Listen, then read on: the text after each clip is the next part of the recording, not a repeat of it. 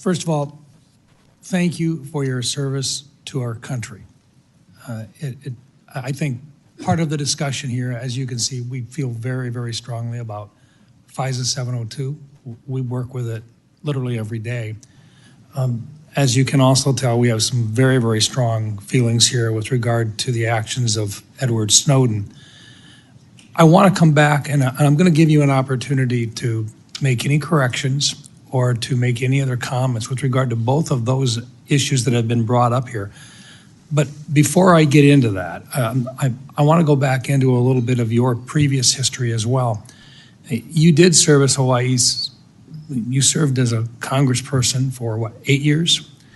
Yes, Senator. And during that time, you served on the Armed Services Committee. And during that time period, you did carry a TS-SCI clearance. You worked your way through that time period. You had an opportunity to look at a lot of information. Can you share just a little bit about the way that you've looked at that, not just as a member of the congressional delegation from Hawaii, but also during the time in which you were a lieutenant colonel serving up through and including a battalion commander? Talk about that a little bit, please. Thank you, Senator, for your question. In both of those roles, I had exposure to different sides of how critical our national security is and the unique role that our intelligence community plays in ensuring our national security. My most recent deployment with the military was as part of a joint special operations task force to Djibouti and Somalia, where our mission was to support the Somalis government and military's focus on defeating al-Shabaab, which is al-Qaeda's element there within East Africa. One of the things that we came across there that I hadn't known previously, even having served in Congress for 8 years because it hadn't been focused on, was how al-Shabaab specifically was the biggest funder of al-Qaeda in the Arabian Peninsula, which again should be of unique concern and interest to our own national security concerns. Being able to engage with world leaders in both capacities, in uniform and as a member of Congress, being a customer of intelligence in both of those roles gives me a unique perspective, if confirmed as Director of National Intelligence, to come in with fresh eyes, to come in with some of the frustrations that I experienced as a member of Congress with the lack of information that we received from the intelligence community, oftentimes feeling as though everything we heard in a brief could have been read in the newspaper that morning, and the essential oversight role that all of you play here in Congress. You are unable to do so unless you are equipped with that intelligence and information. I'm committed to fulfilling that responsibility if confirmed as Director of National Intelligence. Okay, now, when you and I first met, I told you that I thought you needed to kind of take a change in the direction that you were going with regard to how you were approaching the private conversations, and that we wanted you to sit down and to meet with some folks who were directly involved in gathering the intelligence and so forth. You did that. Yes. And then we came back and we sat back down again. And what those individuals who I had talked to and I asked you to talk with shared with me that they thought that you were a quick study and that you had the opportunity to look at a number of the issues that this committee considers to be extremely sensitive, and 702 in particular. Now, I've got about a minute left, but I want to give you an opportunity in front of this committee to share your position in your own words about how strong or how much it is needed with regard to the continuation of 702 and your support for it. Thank you, Senator. 702 provides a unique security tool and capability that is essential for our national security. There are a number of areas that we would be blind from a national security perspective without this capability. It also must exist next to having safeguards in place to ensure Americans' civil liberties are protected. As you know, Senator, it is illegal under 702 to target any U.S. person. There are several other sections within FISA that speak to some of the civil liberties reforms that you all passed in last year's legislation. So let me finish with this. 702 in its current form stays in effect for the next year. You would agree that there were reforms made which fixed a number of the items that you had a problem with in the first place. Is that correct? It's correct, Senator, and some of those reforms that you enacted were a specific to some of the legislation that I introduced back when I was in Congress, such as prohibiting the abouts collection as well. Thank you. Thank you, Senator Round. Senator Gillibrand. Thank you, Mr. Chairman. Thank you, Ms. Gabbard, for your service, both in Congress and in our U.S. military. I want to talk to you a little bit about your perspectives on China. How do you view China in your national security role? Our relationship with China is one that is complex, given how closely our economies are linked. There are a number of challenges and threats that need to be navigated with respect to China, some of which have come up most recently with this very serious cyber exploitation in Salt Typhoon and Volt Typhoon that seemingly took us by surprise, and the compromising of our major telecom companies and an area of significant and great concern. So some of your past statements that are relevant to China are concerning because I don't think it fully appreciates China's perspective towards the United States. For example, with regard to TikTok. Your past statements have essentially said that requiring domestic ownership of TikTok is a violation of civil liberties, and the national security concerns are complete BS. Can you explain why you have this view on TikTok? The position that I previously made, obviously not as a member of Congress, as you consider the TikTok legislation, were centered around the protection of Americans' First Amendment rights and the lack of data privacy legislation, frankly, that would apply to TikTok, Facebook, X, all of these different social media applications that collect on us as users of these applications. There were other provisions within that legislation that granted very vague and grandiose authorities to the president on deciding which private companies are or are not a national security threat. So let's talk about China specifically, because this is where I want to make sure you understand what's at stake. We've had concerns over many years that when China owns infrastructure, it can manipulate that infrastructure. It can use it for spying. It could use it, turn it on or off. And you've actually addressed some of the most recent cyber attacks that we believe China had relevant participation. The challenge is if China owns TikTok, it means they can spy on the United States, on the American people. It can take all the data from our children. It can change the narrative about what people are talking about through their algorithms. If it wants to create misinformation or malign foreign influence, it's very easy. So can you understand why it's so important that we require domestic ownership of TikTok? I understand the concern, Senator. I would just reiterate some of my concerns that I stated in the past about how this really is an issue about data privacy, because so much of what is collected by all of these, even U.S.-owned companies, can be sold to any country. I get it, and that is a bigger issue for Congress to wrestle, and I am all in for that conversation. But I want you to appreciate China. What is your view with regard to Taiwan? Do you think it is something that your intelligence efforts will understand how important our relationship is with Taiwan, specifically on chips manufacturing? I think President Trump has most recently decided to have a 100% tariff on all chips from Taiwan. And your statements, particularly about the bill we passed, the CHIPS Act, to make sure that domestic production is invested in, and so that we have that supply chain, and so we have that national security. But your public statements about the CHIPS Act have been very negative and don't seem to appreciate how important that independence is for our national security, to be beholden to China, to be beholden to Taiwan, to be in a place where we can't do our own national intelligence. Yes, Senator, I fully support the investment in building and strengthening our own domestic capabilities. If I recall, that legislation had a lot of other provisions in it that had nothing to do with the production of our own capability, and I felt were a distraction away from and a potential obstacle towards achieving that. So you will recommend to the president that we continue to invest in the semiconductor industry in the United States for our own independence as well as our own national security?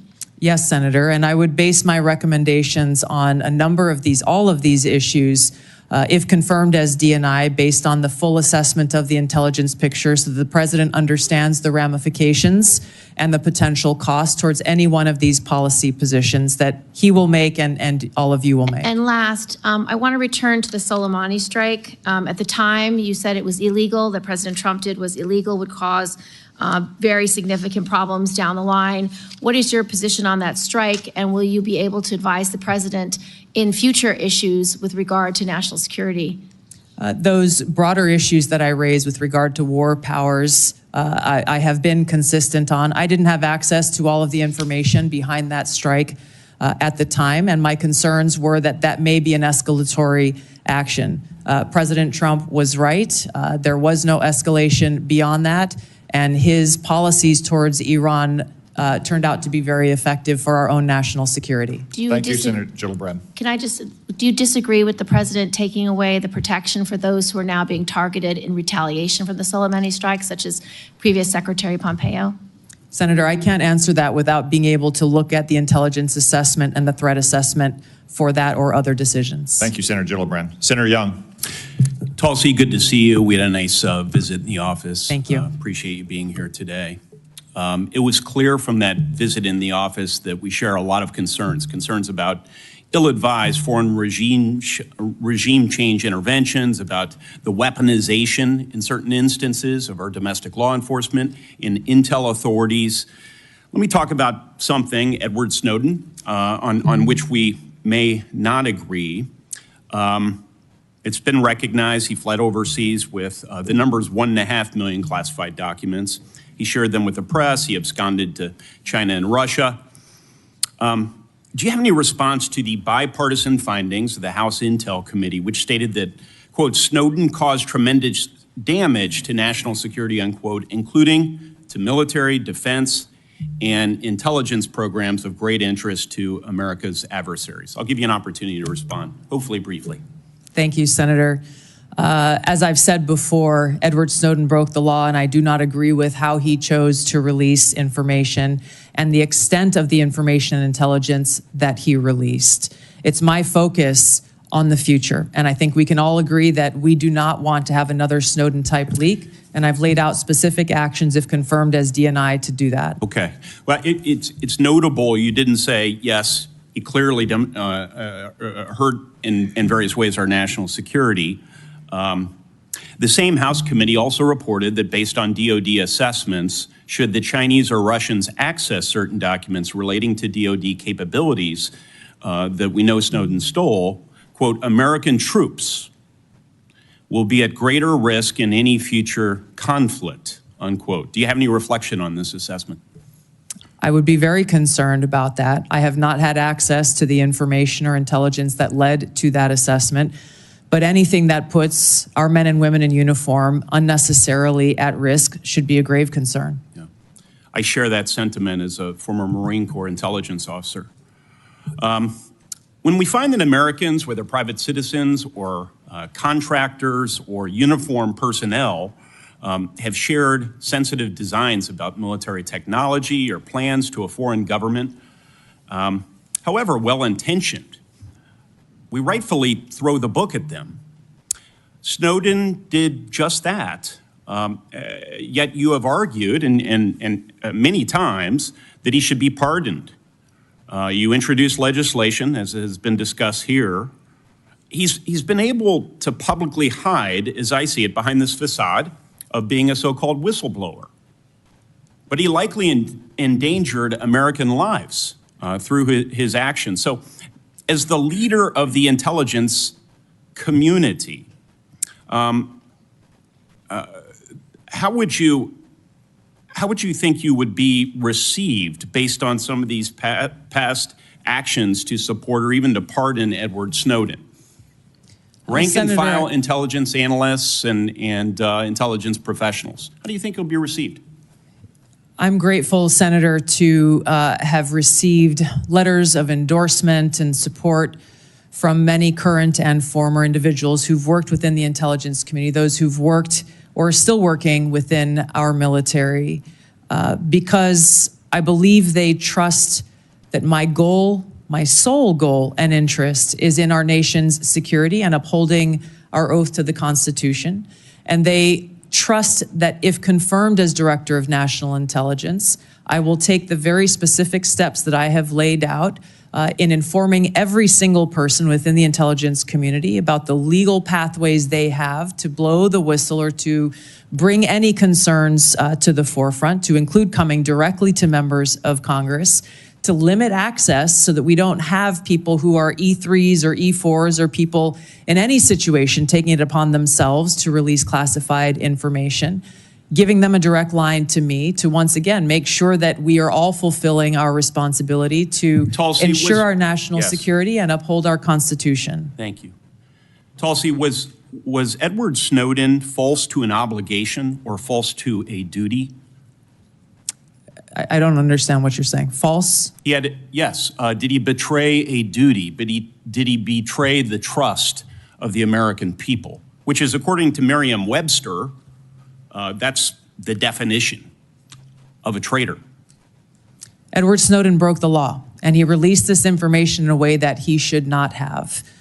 He also acknowledged and exposed information that was unconstitutional, which drove a lot of the reforms that this body has made over the years to make sure that Americans' constitutional rights are protected. Well, for what it's worth, Mr. Snowden is watching these proceedings. He's posted on social media even, indicating that Tulsi Gabbard should indicate that I harmed national security. This may be the rare instance in which I agree with Mr. Snowden. I think it would befit you and be helpful to the way you are perceived by members of the intelligence community if you would at least acknowledge that the greatest whistleblower in American history, so-called, harmed national security by breaking the laws of the land around our intel authority. Thanks, Senator Young. Senator Kelly. Thank you, Mr. Chairman. Colonel Gabbard, I want to first say thank you for your service to this country. Likewise. In Congress and in the Army, and thank you for meeting with me a couple of weeks ago, and thank you for being here today. You're nominated to lead and coordinate across the intelligence community's numerous sources of collection and analytic capabilities. In a few sentences, can you describe how you make assessments and how you're going to sift through all this intelligence and make careful and thoughtful conclusions? Yes, Senator, there are great professionals who work within the intelligence community. I will build a strong team around me as they present the intelligence reporting to provide to the President through the President's daily brief and to respond to issues and concerns that this body has. I will welcome dissenting voices to be able to make sure that this information intelligence is thoroughly vetted prior to presenting it and make sure that the truth is reported, whether that truth is convenient or not. Well, thank you, Colonel Gabbard, and I appreciate that. The President and others are going to rely on that. I want to discuss such an assessment made by the IC. For years, the U.S. analyzed evidence of numerous chemical weapons attacks in Syria. Eventually, we were able to assess that Bashar al-Assad was responsible for a number of these attacks that slaughtered his own civilians. Do you accept the conclusion broadly that Assad used chemical weapons against Syrians? Yes, and I'm on the record for years of agreeing with that broad assessment. Thank you. Among the attacks the U.S. assessed Assad was responsible for, two that occurred in Douma and Khan Sheikhoun in Syria. As a member of Congress and as a presidential candidate, and as recently as this month, in your written responses to this committee, you have cast doubt on the assessment that Assad is culpable in these two attacks. Is that still your position? Senator, I raised those questions given conflicting information and evidence that was presented at that time. Okay. Well, thank you. So to help inform the public, the Trump administration released declassified intelligence in 2017 and again in 2018. Showing how experts analyze multiple types of evidence, satellite imagery, medical experts' witnesses, describing sources and showing the reasoning used to determine Assad's culpability in using these chemical weapons, including in Douma and Khan Sheikhoun. in these attacks, the ones that you questioned. I have 2 documents I want to submit for the record, Mr. Chairman. Admitted. Thank you. Were you aware of the declassified assessments, the one I referenced? Yes, I was. And as a member of the House Armed Services Committee and the Foreign Affairs Committee, did you take time to review these? Yes. Okay, thank you. And can you explain to me then why you doubted the intelligence community's conclusions in these 2 cases, Duma and Kanche Kun, but not the others? And please be specific. These 2 cases were being looked at as to be used as a pretext for major military movement, and my fear was a repeat of the deployment of another 500,000 soldiers like we saw in Iraq towards what was the Obama administration's goal, which was regime change in Syria. The question specifically that I raised around these 2 came about because there were 2 reasons. One, that assessment was made with high confidence and low information. The information that they had came from those on the ground in an al-Qaeda-controlled area, and therefore were al-Qaeda-linked sources. And there was conflicting information that came from the UN's Office on the Prohibition of Chemical Weapons inspectors, as well as an MIT professor, Ted Postel, So I want who to talk looked at about him these for a second. extensively. So did you look into his credentials, yes or no? Yes. And were you aware of his appearances on Russian Today, which is used by the Russians to disseminate government-approved messages? No.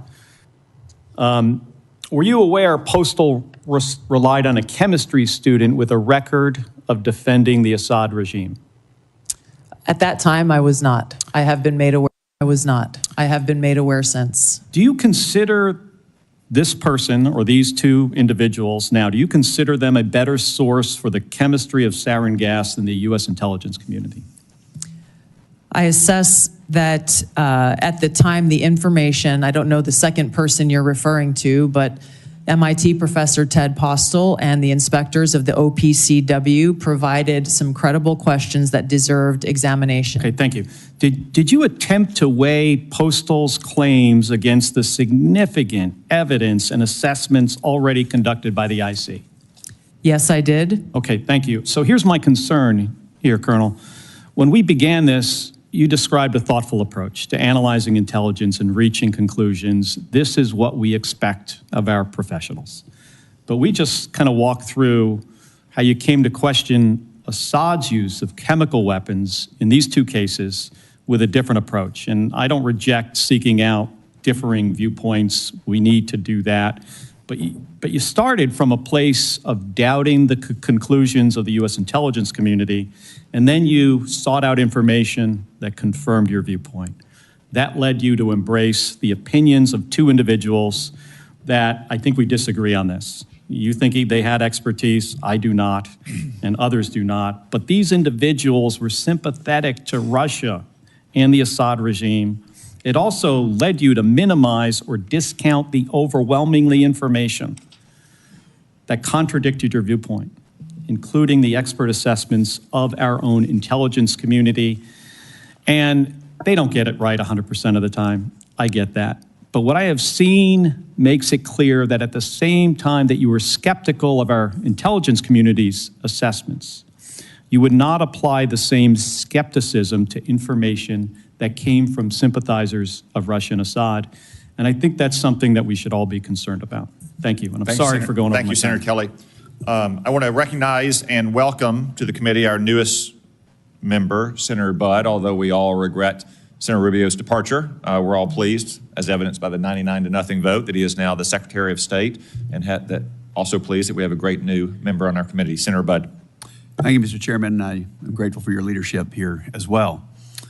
Colonel Gabbard, great to see you again. I enjoyed meeting you in my office a while back, and I've enjoyed our friendship and our time serving together in the U.S. House. So as you know, Section 3023 of Title 50 states any individual nominated for appointment as DNI shall have extensive national security expertise. You served 4 terms as a member of the House of Representatives, which is a constitutional office, and throughout your tenure, you were a member of the Armed Services Committee and the Foreign Affairs Committee. Is that correct? Yes, Senator. You also served over 2 decades in the U.S. Army, including holding commands at multiple levels and served through administrations of both political parties. Is that correct? Yes, Senator. Throughout your time in the U.S. House and in the Army, you've been both a consumer of intelligence and a policymaker. How important is it for the intelligence community to provide timely, relevant, factual, and objective intelligence to policymakers? Senator, it is nothing less than a matter of our national security.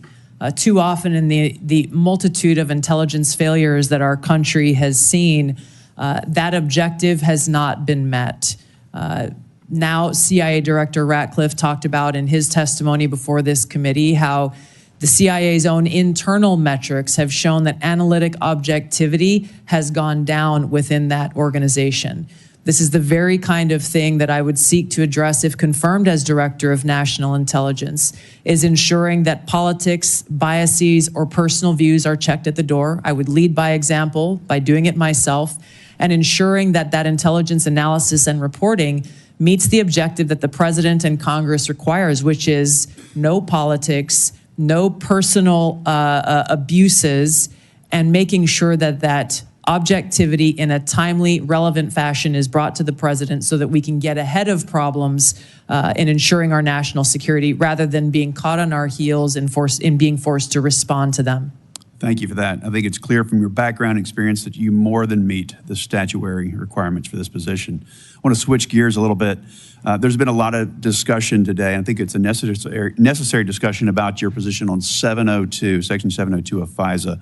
So I've personally had concerns, and I think we even talked about this when we served in the House together, and I actually voted against its reauthorization when I was in the House. However, I recently voted to reauthorize Section 702 with additional safeguards to end the politicization of the tool and to ensure privacy and civil liberties that they're protected. So, Ms. Gabbard, tell us, how has your thinking on Section 702 developed over time and why? And if confirmed, what will you do to ensure that this new statutory safeguards, that they're fully implemented? Well, Senator, as you pointed out, many of the concerns that we raised when we served in the House of Representatives were centered around the lack of safeguards to protect Americans' Fourth Amendment rights and civil liberties as it pertains to searching of U.S. persons with that incidental collection that occurs under 702. You and I both know and agree that the national security capability that is provided by Section 702 that enables this foreign surveillance on non-U.S. persons overseas is critical, period. My commitment is to make sure that our national security tools are maintained to fulfill that requirement while also protecting Americans' Fourth Amendment rights and protection against unlawful search and seizure. There are a number of those reforms that you referenced, such as the prohibition of abouts collection, which we brought up when we served in the House, making sure that 100% of U.S. persons by the FBI on this incidental collection are reviewed by the Attorney General herself. There are a number of other reforms that I believe strengthen significantly those safeguards, a number of them that I had worked to try to bring into place when I was in the House of Representatives. I look forward, if confirmed as Director of National Intelligence, to overseeing and assessing the implementation of these reforms and reporting back to you as you begin to consider next year's reauthorization and meeting that mark of ensuring our security and upholding Americans' Fourth Amendment protections. Thank you. Switching gears a little bit, talk briefly, if you will, about the dual task of simultaneously protecting whistleblowers and protecting classified information. Senator, there are more than sufficient legally protected routes for whistleblowers to come forward should they have concerns on any actions occurring within the intelligence community. I've spoken about the additional protections that I personally will put in place if confirmed as Director of National Intelligence, understanding the seriousness of protecting our nation's secrets, and one that I hold personally. Thank you. Chair. Thank you. Thank you, Senator Budd. I will recognize Senator Wicker, an ex officio member of our committee. which is Latin for so powerful a man, he can go to any committee he wants and ask questions anytime. I look at it differently, Mr. Chairman. I think what you're saying is that I'm the only non-voting member of this committee that's here at this hearing, and I've been at an Armed Services Committee hearing most of the morning. Let me ask about something that happened a long time ago and something about something's happening right now.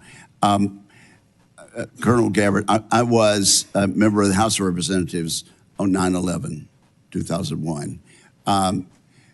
As a matter of fact, I was at the Pentagon that very morning when the attacks happened. Where were you when 9/11? We all remember where we were. Yes, I was in Hawaii. There was a 5 or 6 hour time difference. And so when I woke up that morning, it was several hours. And I remember the first thing I saw in waking up was that horrific footage of those airplanes attacking the Twin Towers in New York City. And I think you obviously have read a lot about it during the 24 plus years since that, and most Americans have.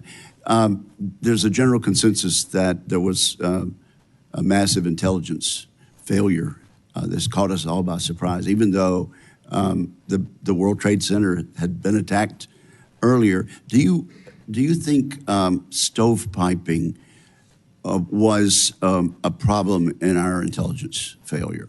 There's no question about it, Senator. Oh, okay. Well, based on your reading, okay. Could you elaborate just Yes, a little? Yeah. absolutely, Senator. When we looked back at the post 9/11 reporting and the post assessments that were made, it was very clear that there was stovepiping of information and intelligence that occurred at many levels, at the highest but also at the lowest levels, where information that was collected by the FBI, information that was collected by the CIA was not being shared. There was almost ships passing in the night, where if there was an integration of those intelligence elements and information being shared, it is highly likely that that horrific attack could have been prevented. And that's the reason, really, your position was created. There's been some discussion this morning. I have not been able to listen in, but I understand there's been some discussion about reforming the Office of D&I to eliminate redundancy and increase effectiveness. Do you worry that in doing so, we might be getting back to the same problem that we had in 2001? The problem that we had in 2001, Senator, remains at the forefront of my mind. And as you said, this is exactly why the OD&I was created. Given my limited vantage point not being in this seat, I am concerned that there are still problems with stovepiping that need to be addressed. And in some cases, my concern would be that unnecessary bureaucratic layers may be contributing to that problem. This is where coming in and being able to really take a fresh look, given my experience and my background, will be essential to making sure that the OD&I is accomplishing the reason why it was created in the first place. Okay, and I have a lot of suggestions about how to make the Department of Defense more efficient also. I would simply caution you before I move on to my other quick question, that as we are trying to eliminate overlaps, that we avoid getting back to the thing that created your agency to start with. Now, let me just ask about anomalous health incidents. I know you're not in the intelligence community yet, but having read, as most of us have, about these Havana syndrome incidents, what is your understanding of that now, and what are your plans? Yeah, Senator, thank you for this question. It's been deeply concerning throughout this period, from the first time this was discovered so long ago to where we are today, that the intelligence community still has failed to identify the source and the cause for Havana syndrome, as it's commonly known, even as many people who are in service are suffering the consequences of it. I look forward, if confirmed as Director of National Intelligence, to addressing this. Of course, making sure that those who have been impacted are getting the care that they need and deserve, but getting to the truth behind how and why this has occurred. Are you saying that we're not any closer to understanding where these came from? Based on my understanding, there has not been any definitive reporting from the intelligence community on the source and the cause for these anomalous health incidents. Okay, well, perhaps you'd like to, I could follow up on the record. I'd look forward to that. I think there's some more public information that is recent about that. Thank you, ma'am. Appreciate it. Thank you, Senator. Senator Wicker. As I acknowledged at the outset, it is the custom of this committee to allow a follow-up question for senators who remain present at the end of the regular 5-minute round of questions. I remember everyone, this is a follow-up question, not a 5-minute round. We will have Ms. Gabbard in a closed session where each of us will have yet another 5-minute round of questioning. Is there any senator who wishes to be recognized for a follow-up question? Senator Wyden. Thank you very much.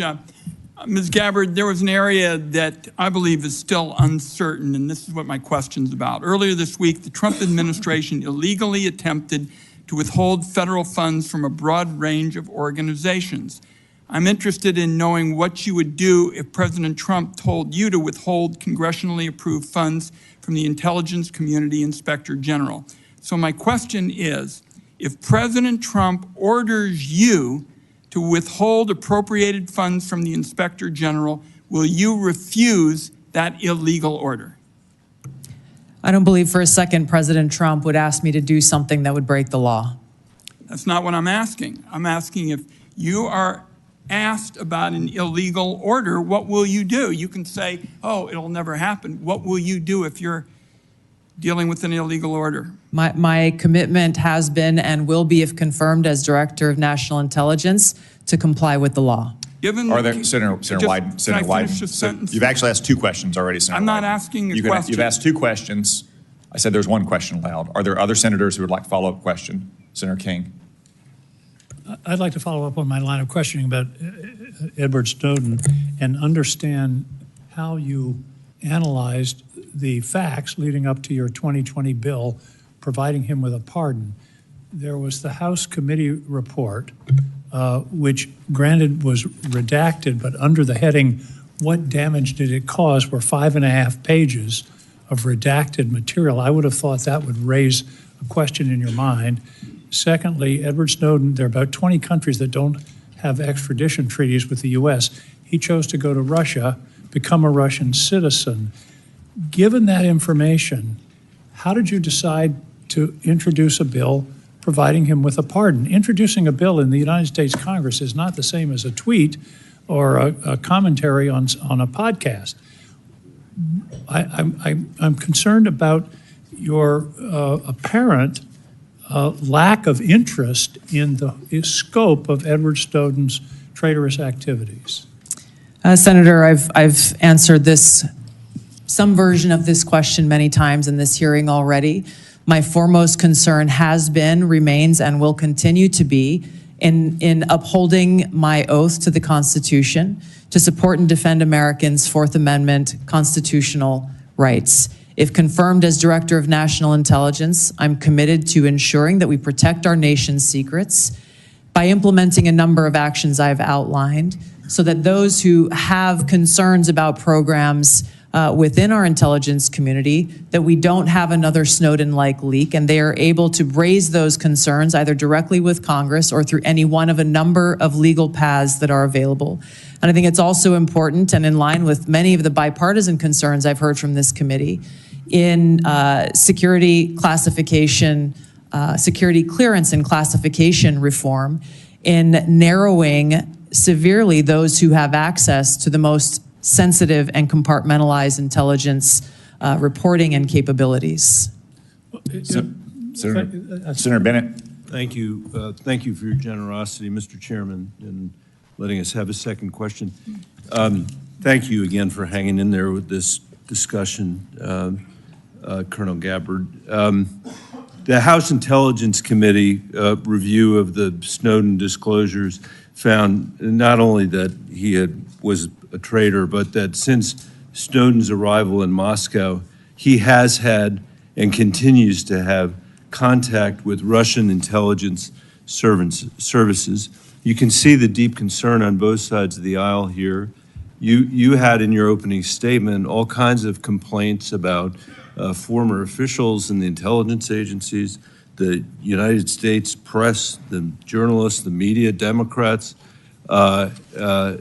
suggested that you weren't being treated fairly when you were coming here. No condemnation at all for this, which leads me to wonder why it is so hard for you to say that Edward Snowden was a traitor to our country. And the question I guess I have for you is how, if you can't say that, you feel that the concerns that this committee has, that we need somebody here who will actually honor their oath, as you said. Maybe I should make it easier for you. Edward Snowden did not honor his oath to the Constitution, which is what you just said was the most important duty, most important obligation that you have in this role. Why is he being treated like a folk hero by you instead of the traitor that he was? Senator, as I said, my focus and what should be of relevance to all of you and everyone watching is what I will do as Director of National Intelligence to work with you to make sure there's not another Snowden-like leak, given the paramount importance of our national security and keeping our nation's secrets. I've laid out a number of ways that I intend to do that, if confirmed, in fulfilling my responsibility in this role. Thank you, Mr. Chairman. Senator Gillibrand. Thank you, Mr. Chairman. I just wanted to continue along with regard to China because it's such an important part of your portfolio. And I know on armed services, you've had hearings over the last 15 years about their architecture and how they're building up space capabilities, sea capabilities, Air Force capabilities, every type of capability they possibly could. And that aligned with their malign foreign influence and with their ambition with regard to Taiwan. It just creates a very dangerous scenario and concerning one. And so I wanted to ask you about Japan because recently, about a year and a half ago, 13 months ago, you said that you didn't think it was wise to allow Japan to build up their own defense architecture. And you thought it was short-sighted. Can you speak a little bit about that? Because our alliance with Japan is so important in our ability to defend against malign activities of China, not only geographically, but because for the last 50 years, they've been close allies, allies that we rely on. We share intelligence, we share operations. They are a great ally. So what was your concern about? And have you had any views that have shifted in that regard? Yeah, thank you for the question, Senator. I agree. Japan has been a strong ally of the United States in a different capacity as a member of the Hawaii National Guard. I've gone and conducted training missions in Japan with the Japanese Self-Defense Force. Their forces and their constitution has been primarily focused on self-defense.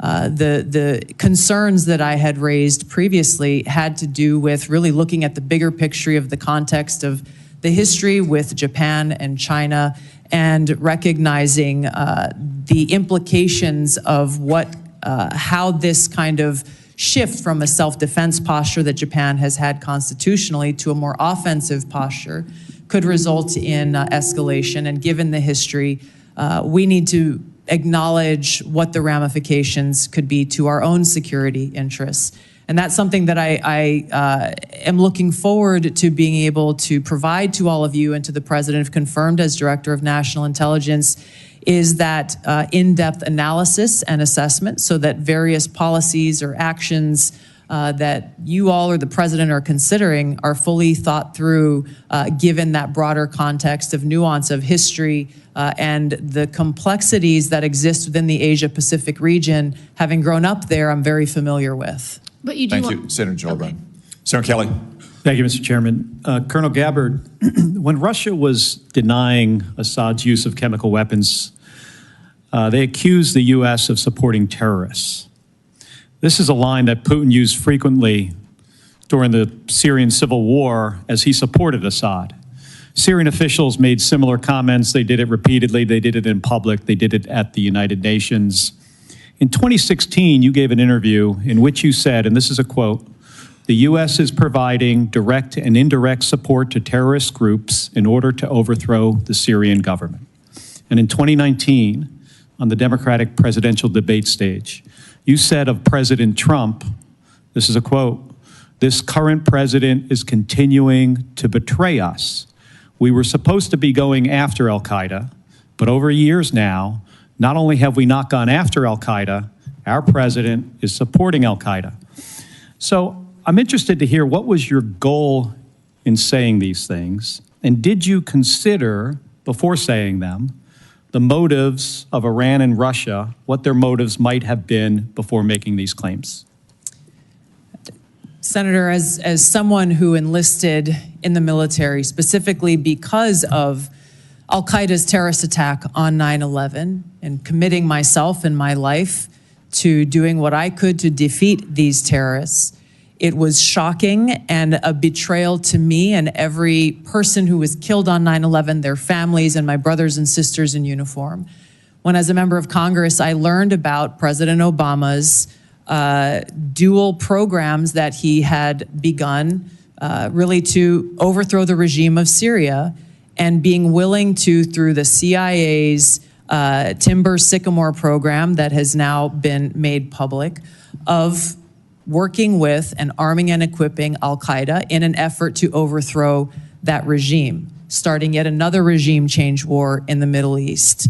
DoD train and equip program, again, begun under President Obama, is widely been known, looked at and studied, that ultimately resulted in over $500 million being used to train who they called moderate rebels, but were actually fighters working with and aligned with al-Qaeda's affiliate on the ground in Syria, all to move forward with their regime change and not acknowledging what was obvious at the time and what has unfortunately borne true, which was that a regime change war in Syria, much like the regime change wars in Iraq, the toppling of Gaddafi and Mubarak, while these are all dictators, would likely result in the rise of Islamist extremists like al-Qaeda taking power. I shed no tears for the fall of the Assad regime, but today we have an Islamist extremist who is now in charge of Syria, as I said, who danced on the streets to celebrate the 9/11 attack, who ruled over Idlib with an Islamist extremist governance, and who has already begun to persecute and kill and arrest religious minorities like Christians in Syria. I understand. Why that should be acceptable to anyone is beyond me. It shouldn't is be. certainly and not in our interests. I appreciate your answer, and thank you. My concern has to do with the tendency to repeat Russian and Syrian, and even in some cases, I think we'll get into in the closed session, Iranian information, and to discount what comes from our intelligence community. Senator, every American deserves to know that people in our own government were providing support to our sworn enemy, al-Qaeda. That should not be acceptable by anyone. Thank you, Senator Kelly. Ms. Gabbard. In conclusion, Senator Warner. Yes, thank you, Mr. Chairman. You know, one of the things I love about this committee, and I know folks who are here from Ms. Gabbard may not fully realize, but this has always been a bipartisan committee. And you know, my friend Richard Burr, who said we always kind of followed the truth. One of the things I was always proud of in the very challenging Russia investigation was, you know, people would come in, they didn't know whether the staffer was a Democrat or Republican, because we were all looking out for the same thing. Ms. Gabbard, I support and commend you for your service. But we have heard this morning taking some individuals' advice on chemical attacks, not taking American intelligence community that, as we subsequently discovered, had iffy ties, not enough due diligence. We've heard this morning on your trip to Lebanon that you weren't fully aware that the folks who originally paid for the trip had these relations and ties to this Syrian party. I know I've asked, and you and I understand on the trip that you said you met with Shia religious figures and you didn't know who were there, who they were. I can understand that, although I can't imagine Shia religious figures that in the Bekaa Valley that didn't have ties to Hezbollah. And we can have a difference of opinion on TikTok. The chairman and I feel very strongly that it is a national security threat. On 702, I'm candidly confused. I thought you answered Senator Wyden you're in favor of a warrant. Senator Cornyn, I thought you backed off of that. And then on Edward Snowden, you won't back off of Brave. You won't back off of your legislation. You won't call him a traitor. And I think, again, about this is being watched by our allies around the world. I think even RT's been tweeting about it today, blasting me. And the men and women of the intelligence community. I don't know how they're going to have confidence that if under your leadership, if somebody else stepped out, that you wouldn't take the same position that you've not walked away from on Mr. Snowden. So I guess my last question, this is one I think was in some of the press, and I believe you and your husband took a trip to Rome last summer, and I'm not talking about the conference.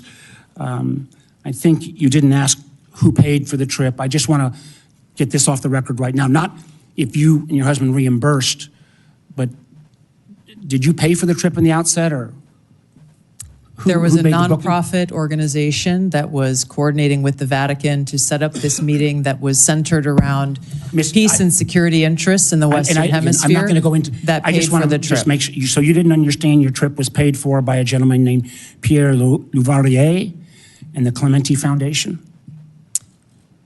The nonprofit, Okay, my I just say, understanding, there was is paid extensive records paid of- for the trip. Mr. Louvarier has enormous ties to Konstantin Malovov. I'm mispronouncing his name, but who is somebody that America has sanctioned. I imagine we can get into this in the classified hearing, but again, the due diligence that's required before you take these trips or make these assumptions is something that I find very troubling. Thank you, Mr. Chairman. Thank you, Senator Warner. I would also note that that same New York Times story reported that there's no indication that Ms. Gabbard did anything wrong on that trip. Ms. Gabbard, thank you for your time and for your testimony. Thank you, most importantly, for your service to our nation. As I said at the outset, it's no secret that this nomination has generated more attention and interest than most nominees before this committee. We have received a large number of statements, letters, and other such materials in support of and in opposition to Ms. Gabbard's nomination. I will submit all of those for the record. For the benefit of senators, it is also my intention to hold a committee vote on Ms. Gabbard's nomination as soon as possible. Therefore, for planning purposes, any senator who wishes to submit questions for the record after today's hearing, please do so by close of business tomorrow. That is Friday, January 31st, 5 p.m. Eastern Time. Now, let me explain what will happen next. Committee security and Mrs. Gabbard's security will escort her and her immediate party out of this room through the door behind me. Everyone else will remain seated in this room. The Capitol Police will secure that door so no one else leaves this room until Ms. Gabbard has reached her break room in preparation for the closed session. We will convene in that closed session in approximately 30 minutes at 1:10 p.m. This open session is adjourned.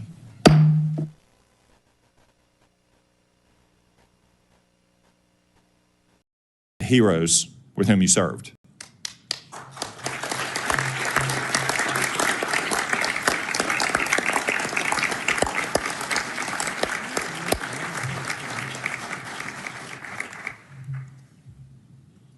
I also note that our next Attorney General, Pam Bondi, is joining us. Apparently, she didn't have enough fun at her own confirmation hearing. Ms. Bondi, welcome and congratulations. And finally, Senator Joni Ernst and former Senator and Chairman of this committee, Richard Burr, will introduce Ms. Gabbard shortly. We look forward to your remarks. I think it's fair to say that Ms. Gabbard's nomination has generated a bit more interest and attention than do most nominees before this committee. But I want to stress that Ms. Gabbard has been and will be treated with the exact same respect, consideration, and professionalism that we extended to every nominee. No more, no less, No better, no worse. That's how we treated CIA Director John Ratcliffe just 2 weeks ago, and how we have treated DNI nominees like Avril Haines and Dan Coates in the past. For instance, Ms. Gabbard has conducted dozens of office meetings with senators. She has completed the committee's standard questionnaire. She has answered 247 questions in writing. This is all in keeping with the committee's customs, precedents, and rules. Before I address the important work ahead at the DNI, please also let me make two observations about some of the accusations about Ms. Gabbard. First, I'm dismayed by the attacks on Ms. Gabbard's patriotism and her loyalty to our country.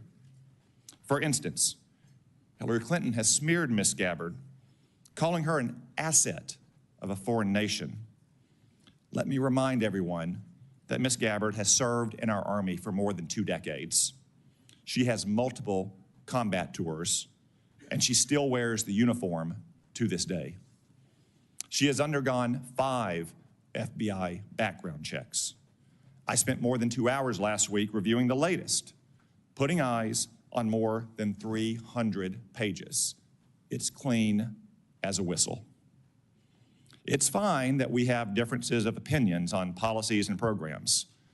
I suspect some of my Republican colleagues might disagree with some of Mrs. Gabbard's votes in the House of Representatives.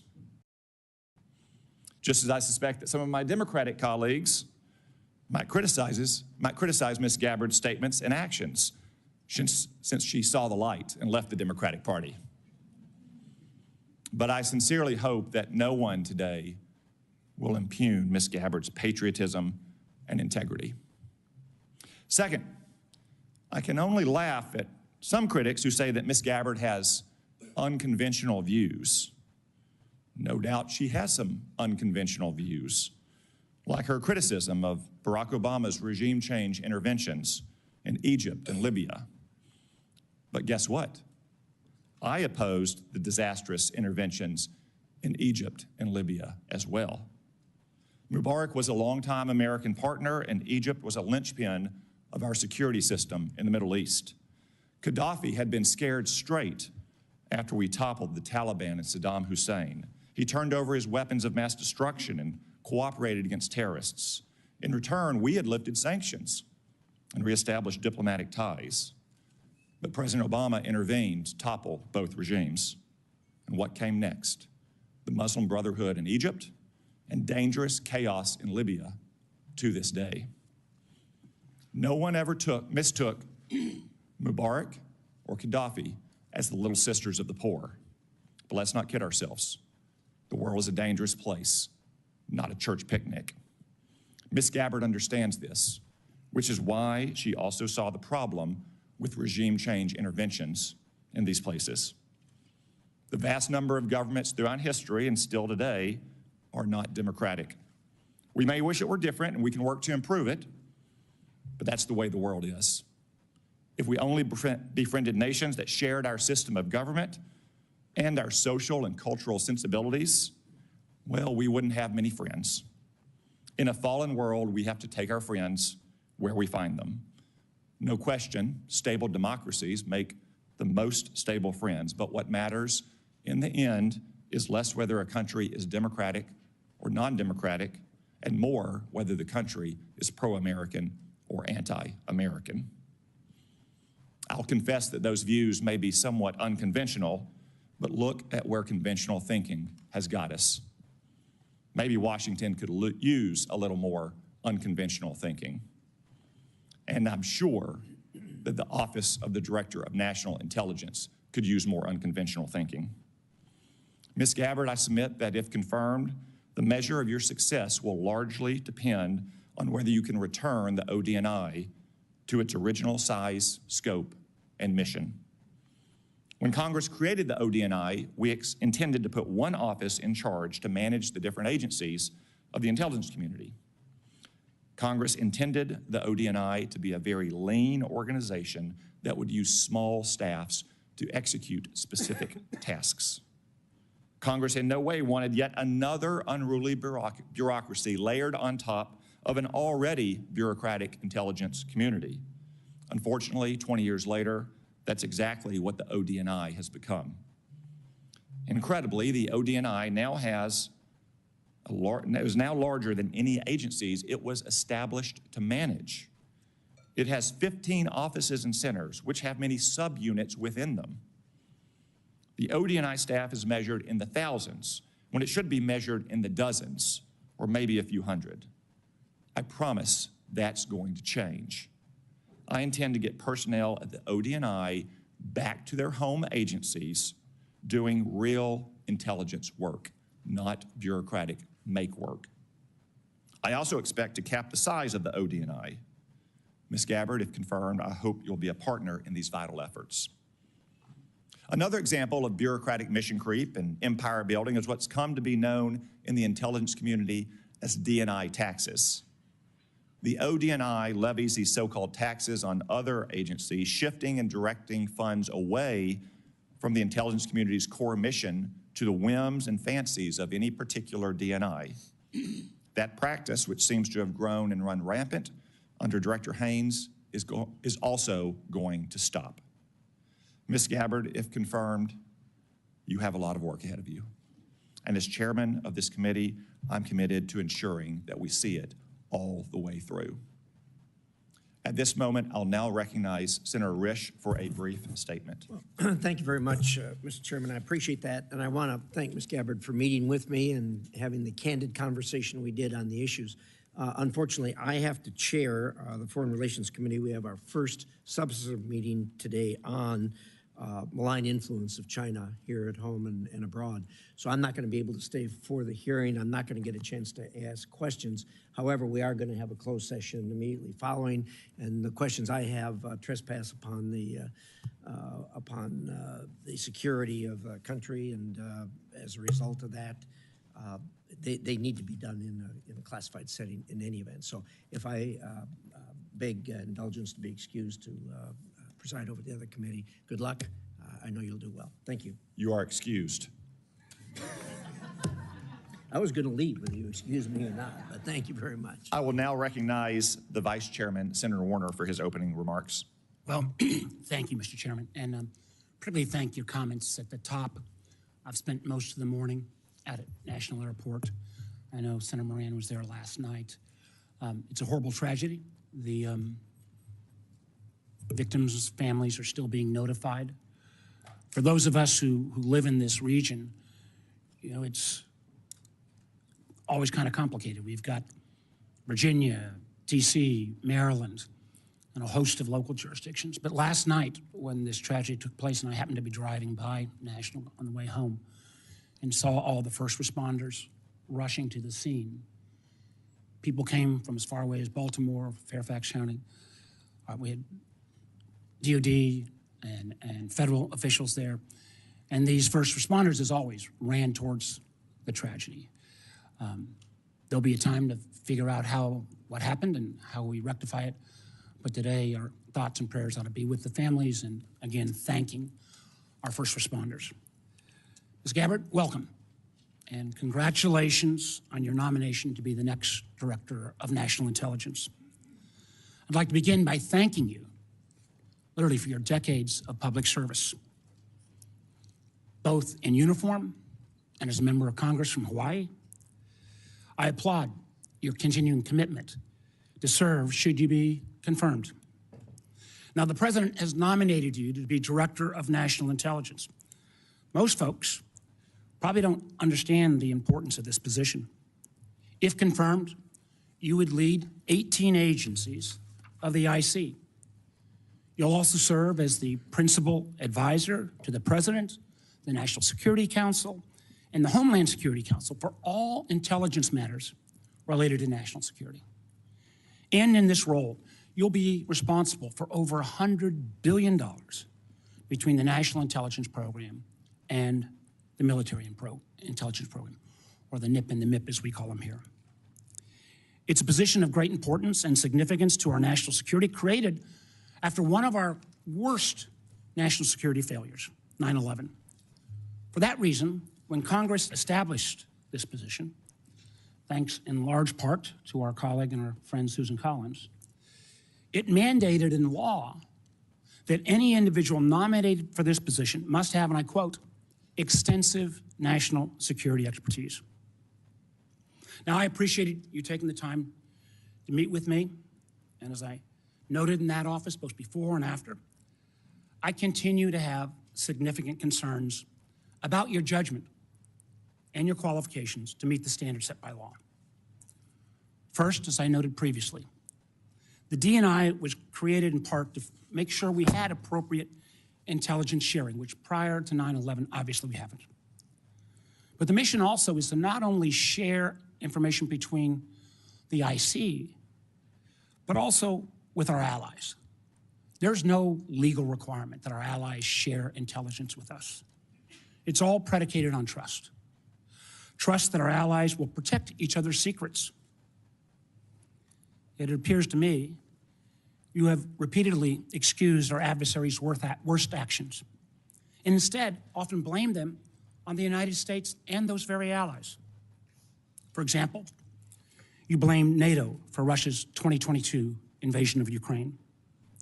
You rejected the conclusion that Assad used chemical weapons in Syria, despite it being the unanimous assessment of the then Trump administration's DOD, State Department, and IC, as well as the assessment of our European allies. Instead, you blame the United States for supporting terrorist groups in Syria. Now, I don't know if your intent in making those statements was to defend those dictators, or if you were simply unaware of the intelligence and how your statements would be perceived. In either case, it raises, at least for this senator, serious questions about your judgment. It also leads me to question whether you can develop the trust necessary to give our allies confidence that they can share their most sensitive intelligence with us. Make no mistake about it. If they stop sharing that intelligence, the United States will be less safe. We've seen this as recently as this past year, where because of those strong intelligence sharing between the United States and Austria, countless lives were saved by disrupting a terrorist attack that was going to take place at the Taylor Swift concert in Vienna. Second, you have been publicly outspoken in your praise and defense of Edward Snowden, someone who betrayed the trust of our nation and jeopardized the security of our country. The truth is, the vast majority of the information he stole and leaked before running off to China and Russia, might I add, had nothing to do with Americans' privacy and compromised our most important sources and methods. And in many ways, we're still paying a price for that. And I believe that Edward Snowden's action put our men and women in uniform in places like Iraq and Afghanistan at risk. You have celebrated Snowden as a, quote, brave whistleblower, and actually put forward legislation asking for his pardon. Furthermore, when given the opportunity to clarify your position in pre-hearing questions, you declined. And instead you expressed, and again I quote, the DNI has no role in determining whether or not Edward Snowden is a lawful whistleblower. Boy, that is troubling to me in so many ways. Not only do you think that someone who divulged secrets and then ran off to Russia should be celebrated as brave, but you don't seem to understand the DNI's role in determining whistleblower determinations. In fact, the DNI has a significant role in transmitting lawful whistleblower complaints to this committee. They're all laid out right here in the statute. And I would have serious concerns about confirming someone who cannot distinguish between complaints that are made lawfully and those that are made not. In the statute, it says the job of the DNI is to protect intelligence sources and methods from unauthorized disclosure. That's a quote. I guess I'm asking, what message would it send to have a DNI who would celebrate the work of a member of the IC or a contractor that would, on their own mission, to decide what's appropriate to leak? I don't understand that. Third, until recently, you had a clear and consistent record of opposing FISA 702. I know members on this committee already understand how important this is, but for folks who don't, this law is critical to our national security. Literally 60% on average of what goes into the president's daily brief, what President Trump will read each day in assessing what's going on in the world, comes from this important piece of law that allows us to seek out those foreigners abroad for coverage. And it's helped prevent terrorist attacks. It helps us prevent foreign cyber attacks. It helps us on a topic that a lot of folks are looking at, fentanyl trafficking. Now, many in this Congress and many on the committee have tried to reform this legislation to better balance security and civil liberties. However, you have consistently gone further. Not only did you vote against reauthorizing 702, you actually introduced legislation to fully repeal the whole thing, calling it again, quote, a blatant disregard for our Fourth Amendment constitutional rights. Now, I understand that since you've been nominated to be DNI, you've expressed a change of heart. I think that's welcome, but I have to tell you, as I view this as a job interview, as I try to make my judgment on whether you should be confirmed, I don't find your change of heart credible. Because the world today is more complex and more dangerous than ever before. And we need serious people with sufficient experience to be able to navigate that complexity. I hope you use this opportunity to address my concerns and all of the members of this committee. I appreciate again your service, and I'm looking forward to a thorough discussion. Thank you, Mr. Chairman. Thank you, Mr. Vice Chairman. We welcome back Senator Richard Burr, the former chairman of this committee who has emerged from retirement, to introduce Ms. Gabbard. Yet still in retirement, he still seems unable to find a pair of socks. Nonetheless, we say thank you and welcome you back, Senator Burr. Some things are very predictable, Mr. Chairman. Chairman Cotton, Vice Chairman Warner, members of this distinguished committee, I want to thank you for allowing me to join you today to provide my thoughts and support on behalf of Tulsi Gabbard's nomination to be Director of National Intelligence. This is my first visit back to the Senate in slightly over 2 years. Permit me to say, from this side of the dais, you're not as intimidating as I thought when I was on your side of the dais. When I was chairman of this committee, Senator Warner and I stuck to a single refrain with our staff: follow the facts wherever they lead. Today, an anonymous person or group launching a campaign using rumors as sources and accusations as fact can drive the outcome of an election and of public opinion. I know it to be true. Remember, I sat in your chair for the Russia investigation, where we found much of the influence to be the result of fictitious narratives driven by Russia. Now, some of you may be wondering, why do I support Tulsi Gabbard, and why am I here to introduce her as a nominee? I've experienced firsthand a coordinated attempt to influence this nominee's support in the United States Senate and with the American people. I was contacted by several national journalists shortly after the president nominated Tulsi, asking me to confirm one of the many rumors circulating about this nominee. I informed each journalist over a 5-week period that the rumors shared with me was simply not true. This narrative was shared from one journalist to the next journalist to the next journalist. I assume today they ran out of journalists. This was a coordinated effort to kill this nomination. Advise and consent is the responsibility of the United States Senate, and I truly believe that each member takes it seriously. All members of this committee were offered the opportunity for individual meetings with Tulsi, and if you chose not to meet with her, it's on you. I've done my homework, and here are the facts. Tulsi Gabbard's historic life began at birth. She's the first American Samoan-born member of Congress, period. She graduated from Hawaii Pacific University with a degree in business administration with a concentration in international business. In 2002, at age 21, Tulsi became the youngest woman in America ever elected as a state representative. That was not enough. In 2003, she joined the Hawaii National Guard. When deployed, in her re-election, her opponent raised the issue, could you serve the people that elected you if, in fact, you were deployed? What did Tulsi do? She withdrew from her re-election campaign in order to continue to serve our country in the war on terror.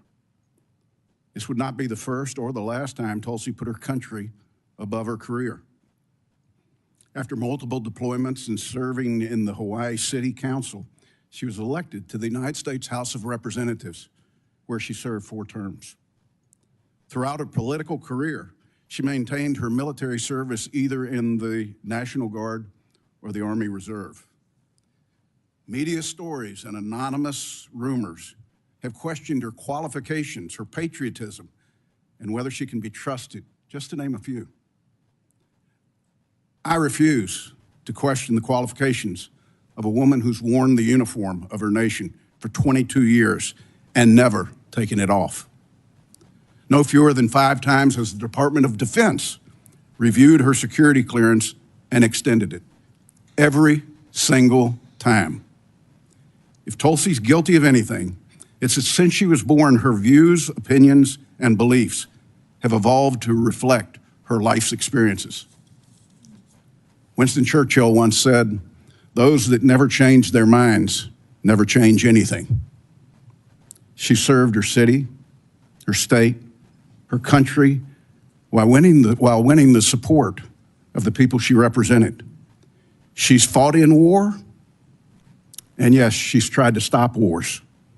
At the ripe age of 43, Tulsi has the life experiences that match or exceed most members of Congress. Tulsi was serving in uniform 3 years before some of us here today voted to create the Director of National Intelligence. Chairman Cotton, Vice Chairman Warner, members of the committee, it's my honor to support and to introduce to the committee Lieutenant Colonel Tulsi Gabbard. Thank you, Mr. Chairman. Thank you.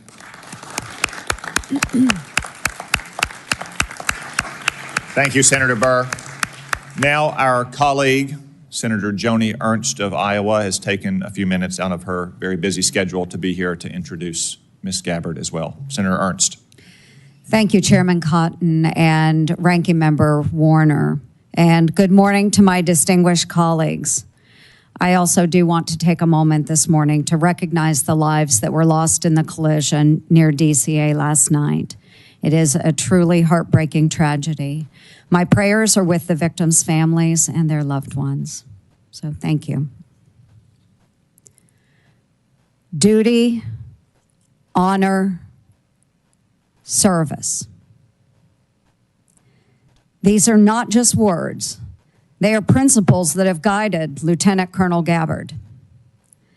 As a young enlisted soldier in the Hawaii National Guard, Tulsi answered the call to duty upon her deployments to the Middle East.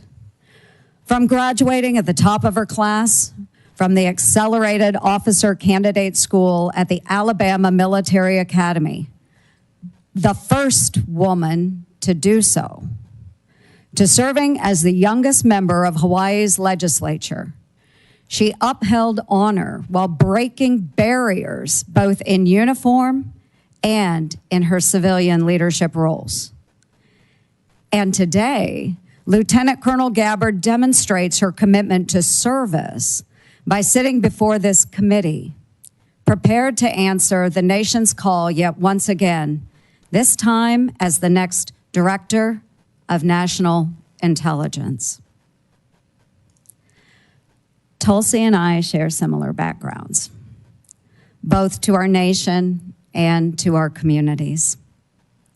We've worn the same uniforms, serving in the Army National Guard in Army reserves, leading battalions and deploying to Iraq and Kuwait. We've both had the privilege of serving in our state legislatures and in Congress, representing the people who shaped our lives and our communities. Tulsi exemplifies what it means to rise above partisanship, putting the needs of the American people over political divisions. She put her own life on the line in combat operations and now has set aside partisan differences as a former Democrat member of Congress to answer the call to serve in a Republican administration. The mainstream media has fought to paint their own picture of Tulsi Gabbard. But let's talk about the real Tulsi Gabbard, the woman and the soldier who I've come to know and respect. And I've known Tulsi for the past decade. Relationships matter. In 2015, then Congresswoman Gabbard met my dear friend Owen, who was a dear friend of mine from Iowa State University. Owen was a wounded special operations warrior who embodies the resilience and strength of our military community. Owen was the subject of an attack in Afghanistan where he lost his leg and his left eye serving in the war. After this attack, or during this attack, Owen was tossed into the dead pile. Owen, bleeding and in excruciating pain, cried out to his teammates, "I'm not dead." Thankfully, his fellow warfighter attended to Owen. But the road to recovery was long and hard, including a stint at Walter Reed Medical Center. During this time, Owen met a fellow warrior and patriot, Congresswoman Tulsi Gabbard, who became a friend, and today they remain in touch. Owen prides himself in being a very good judge of character. And Tulsi, he speaks volumes of your character. Owen's final message to me before this hearing was, Tulsi has maintained her integrity throughout her career. She's the same gal I met in 2015. She always makes time for our old, broken warriors. And colleagues, I will leave you with this. You know me. I trust Tulsi Gabbard. She will be honest with you. She will listen to your concerns. She will be receptive to your feedback. And rest assured, Lieutenant Colonel Gabbard loves this country, a fact proven by her willingness to put her life on the line to defend it. For over 20 years, she has put on the uniform and checked her political views at the door with one mission in mind: to protect and defend our great United States of America. Tulsi, duty, honor, and service have marked your life. Thank you for your extraordinary dedication to our nation, for embodying the values that make our military the best in the world, and for stepping up to serve yet once again as President Trump's Director of National Intelligence. Relationships matter. I urge my colleagues to support this nomination. My best wishes to you, Tulsi, and to your family. God bless our country. Thank you, Mr. Chair. Thank you, Senator Ernst. I know that Senator Ernst has a busy schedule to include a hearing for Dan Driscoll, the Secretary of Army nominee at the Armed Services Committee. I'm sure Senator Burr has to go on a fishing trip or something. So we will excuse both senators from the witness table.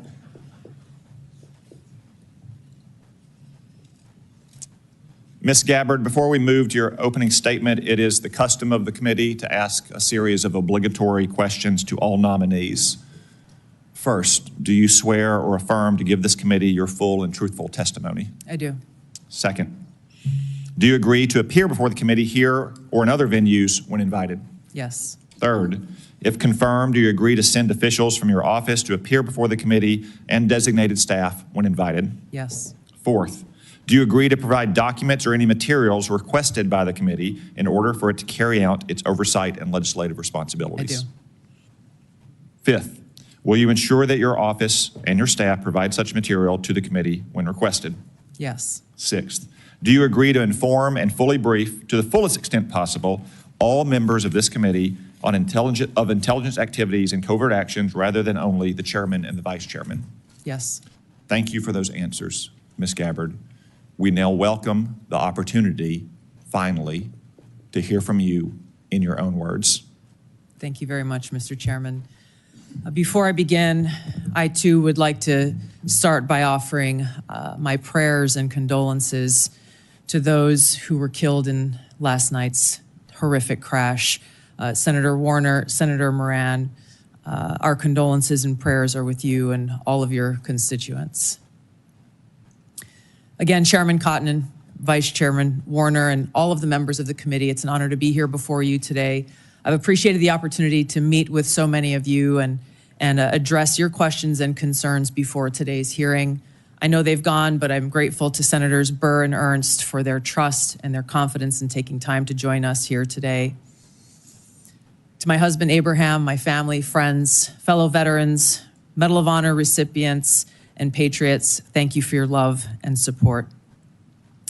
I'm honored and grateful to President Trump for his trust and confidence in nominating me to serve our country as the Director of National Intelligence at a time when trust in the intelligence community, unfortunately, is at an all-time low. Chuck Schumer admitted a few years ago, quote, "You take on the intelligence community, they have 6 ways from Sunday at getting back at you." For too long, faulty, inadequate, or weaponized intelligence have led to costly failures and the undermining of our national security and God-given freedoms enshrined in the Constitution. The most obvious example of one of these failures is our invasion of Iraq based upon a total fabrication or complete failure of intelligence. This disastrous decision led to the deaths of tens of thousands of American soldiers, millions of people in the Middle East, mass migration, destabilization, and undermining of the security and stability of our European allies, the rise of ISIS, strengthening of al-Qaeda and other Islamist jihadist groups, and strengthening Iran. Here are just a few other examples. The American people elected Donald Trump as their president not once but twice, and yet the FBI and intelligence agencies were politicized by his opponents to undermine his presidency and falsely portray him as a puppet of Putin. Title I of FISA was used illegally to obtain a warrant to spy on Trump campaign advisor Carter Page, using a Clinton campaign-funded false dossier as their so-called evidence.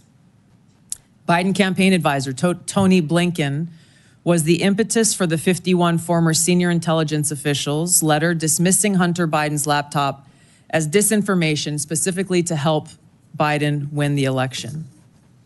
Former DNI James Clapper lied to this committee in 2013, denying the existence of programs that facilitated the mass collection of millions of Americans' phone and internet records, yet was never held accountable.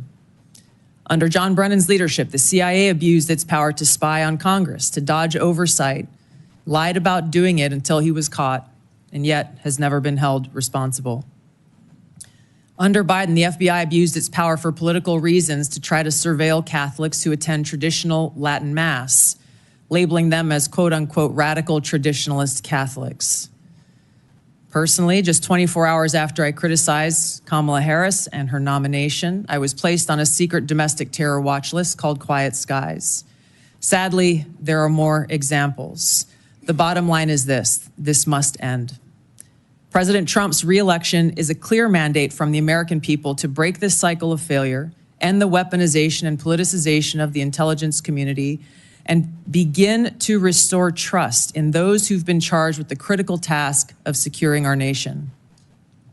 If confirmed as DNI, I will do my very best to fulfill this mandate and bring leadership to the intelligence community with a laser-like focus on our essential mission, ensuring the safety, security, and freedom of the American people.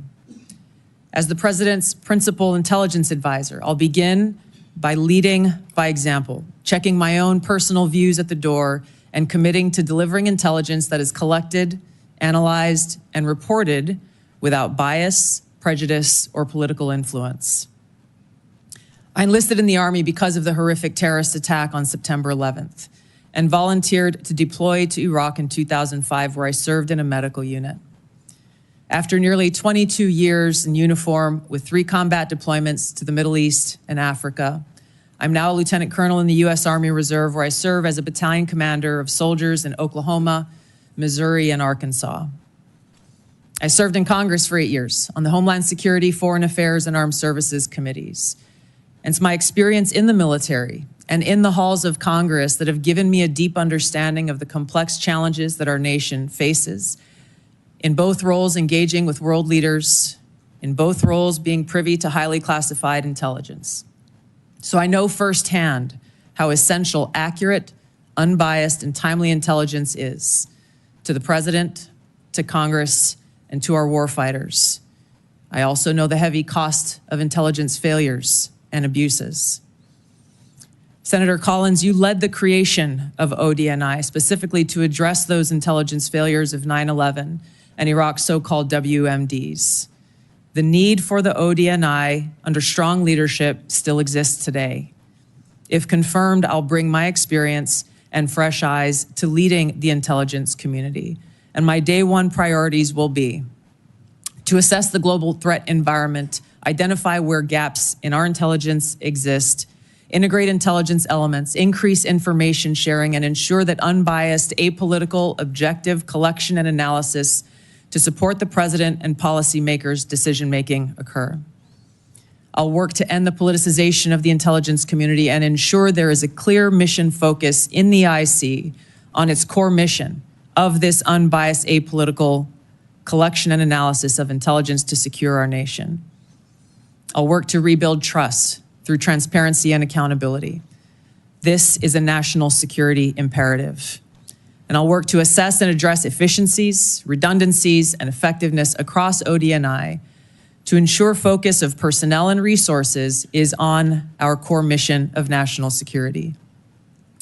Now, in my meetings that I've had with many of you, you expressed bipartisan frustration about recent intelligence failures as well as the lack of responsiveness to your requests for information.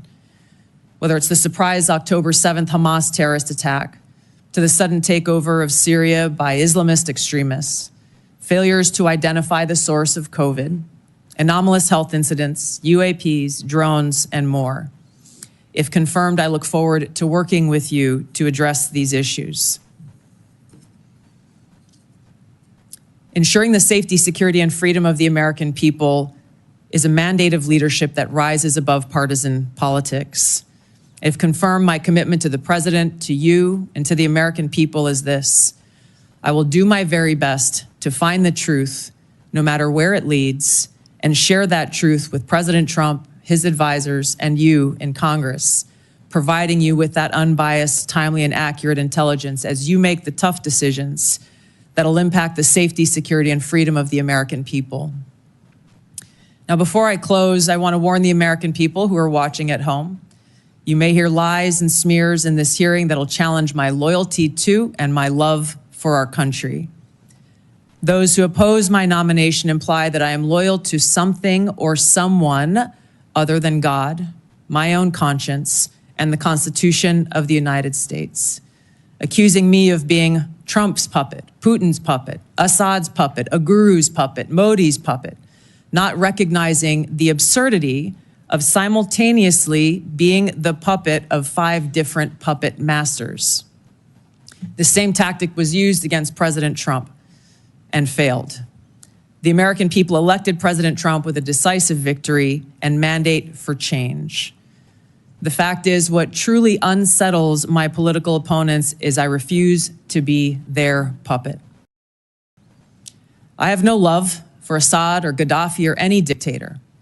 I just hate al-Qaeda. I hate that we have leaders who cozy up to Islamist extremists, minimizing them to so-called rebels. As Jake Sullivan said to Hillary Clinton, quote, al-Qaeda is on our side in Syria. Well, Syria is now controlled by an al-Qaeda offshoot, HTS, led by an Islamist jihadist who danced in the streets on 9/11 and who was responsible for the killing of many American service members. Democrat senators in the past resorted to anti-Christian bigotry against some of President Trump's judicial nominees like Amy Coney Barrett and Brian Boucher. I condemn those actions as a Democrat in Congress at the time, as religious bigotry must be thoroughly condemned by all of us, no matter the religion. Unfortunately, there are some Democrat senators who still don't understand the principle of freedom of religion and Article 6 of the Constitution. Quote, no religious test shall ever be required as a qualification to any office or public trust under the United States. Unfortunately, they're once again using the religious bigotry card, but this time trying to foment religious bigotry against Hindus and Hinduism. If anyone is sincerely interested in knowing more about my own personal spiritual path of Hinduism, I welcome you to go to my account on X, where I'll share more on this topic. If confirmed as Director of National Intelligence, I will continue to live by the oath that I have sworn at least 8 times in my life, both in uniform and as a member of Congress. I will support and defend our God-given freedoms enshrined in the Constitution of the United States against all enemies, foreign and domestic, and I will bear true faith and allegiance to the same. Thank you very much for your time. I look forward to your questions. Thank you, Ms. Gabbard. A few reminders before we begin our 5-minute round of questioning. First, a reminder to the audience, once again, I will not tolerate disruptions or disturbances either in favor of or in opposition to Ms. Gabbard. We all came to hear from Ms. Gabbard, not from you. 2 reminders to my colleagues. We'll have a 5-minute round of questions. Not 5.5, not 6, 5-minute round. We will also have a closed session after this hearing in which you'll have another 5-minute opportunity to ask questions. Second, if any question, as Senator Risch alluded to, begins to approach the line of classified material, my crack staff will advise me and I will ask you to hold the question until we get to a closed setting. Mr. Chairman, could I just inquire? I was under the understanding that if in the open round, because this is the only time the American people will be able to see this judgment, you'd agreed if certain members needed to ask a second round of questions in the public setting, that would be available. As is our custom, if a member waits until the end of the opening round and has a follow-up question, then we will permit that follow-up question. Thank you, Mr. Chairman. Ms. Gabbard, if confirmed, you'll be entrusted with our nation's most important secrets. We're all entrusted with that information to serve the American people and to keep our country safe. Unfortunately, as you said in your opening statement, we've seen too many instances in recent years of people who were trusted with classified information and went on to abuse and politicize that trust. For example, in October 2020, more than 50 former intelligence officers, many of whom still held a top secret clearance, wrote a letter invoking their credentials to make false claims about Hunter Biden's laptop, likely being Russian disinformation. Do you agree that this was an example of intelligence professionals abusing and politicizing their past positions and credentials? Yes, Mr. Chairman, I do, and it is an example of what needs to end and why the American people elected President Trump to bring about those necessary reforms. Thank you. Will you commit that no one who abuses his past position and credentials in this fashion will hold a security clearance in the future? Yes. Thank you. Now, I want to be fair to my Democratic colleagues. Such abuses aren't just a problem on the left. Also in 2020, President Trump's former National Security Advisor, John Bolton, published a book in which he revealed sensitive conversations with the president on national security matters, including highly classified information. He didn't submit this book for review and approval to ensure that our national security secrets were protected. Do you agree that John Bolton's actions likewise undermined public trust? Yes, Mr. Chairman. Will you commit that no one who so abuses his past position and risks the exposure of classified information by publishing a book without submitting it for review and getting approval before publication will hold a security clearance again or be trusted with classified information again? Yes. Thank you. Let's move on to the topic of OD&I reform that I mentioned in my opening statement. Congress originally envisioned the OD&I to be a small coordinating agency that directs, rather than replicates, the now 18 constituent agencies that make up our intelligence community. Over the years, however, the OD&I has strayed from this vision to an organization that now publicly boasts nearly 2,000 people, more than half of whom are not detailed from an intelligence agency, but rather are career OD&I bureaucrats. They've even developed centers that are producing their own analysis. Will you commit today to working with this committee to restoring the OD&I to its original size, scope, and function? Yes, Senator, I look forward to working with you and the committee as I, if confirmed, assess the current status of who is working in the OD&I and the function that they fulfill to make sure of its effectiveness and elimination of redundancies and bloating. Thank you. Do you support some of the policy proposals I mentioned in my opening statement about capping the size of the OD&I, eliminating OD&I taxes, returning employees back to their home agencies to do real intelligence work? Yes, Senator, I look forward to working with you as we assess where the OD&I needs to be in order to fulfill its core mission and function. Thank you. And in your preparation for this hearing and this important responsibility, have you developed any thoughts that explains the mission creep and the empire building that we've seen at the OD&I in recent years? Yes, Senator, I've had the opportunity to review the history of the OD&I, to speak to Ambassador Negroponte, the first Director of National Intelligence, as well as others who have served in this position. I think there are a number of contributing factors to the creation of centers, or not centers, but offices like the recently eliminated Office of DEI within OD&I, and other areas where I need to go in and assess the replication and the duplication of responsibilities that exist elsewhere and some of the other intelligence elements that OD&I has oversight over. Thank you. Colleagues, I will lead by example and yield back 1 minute of my time and recognize the Vice Chair.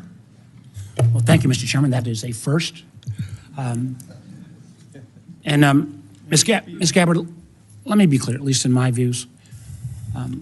I salute your service to our country, but I have serious doubts about your judgment. And those are some of the areas that I want to pursue. First, until you were nominated by the President to be the DNI, you consistently praised the actions of Edward Snowden, some who, I believe, jeopardized the security of our nation, and then, in an effort to flaunt that, fled to Russia. You even called Edward Snowden, and I quote here, a brave whistleblower. Every member of this committee supports the rights of legal whistleblowers. But Edward Snowden isn't a whistleblower.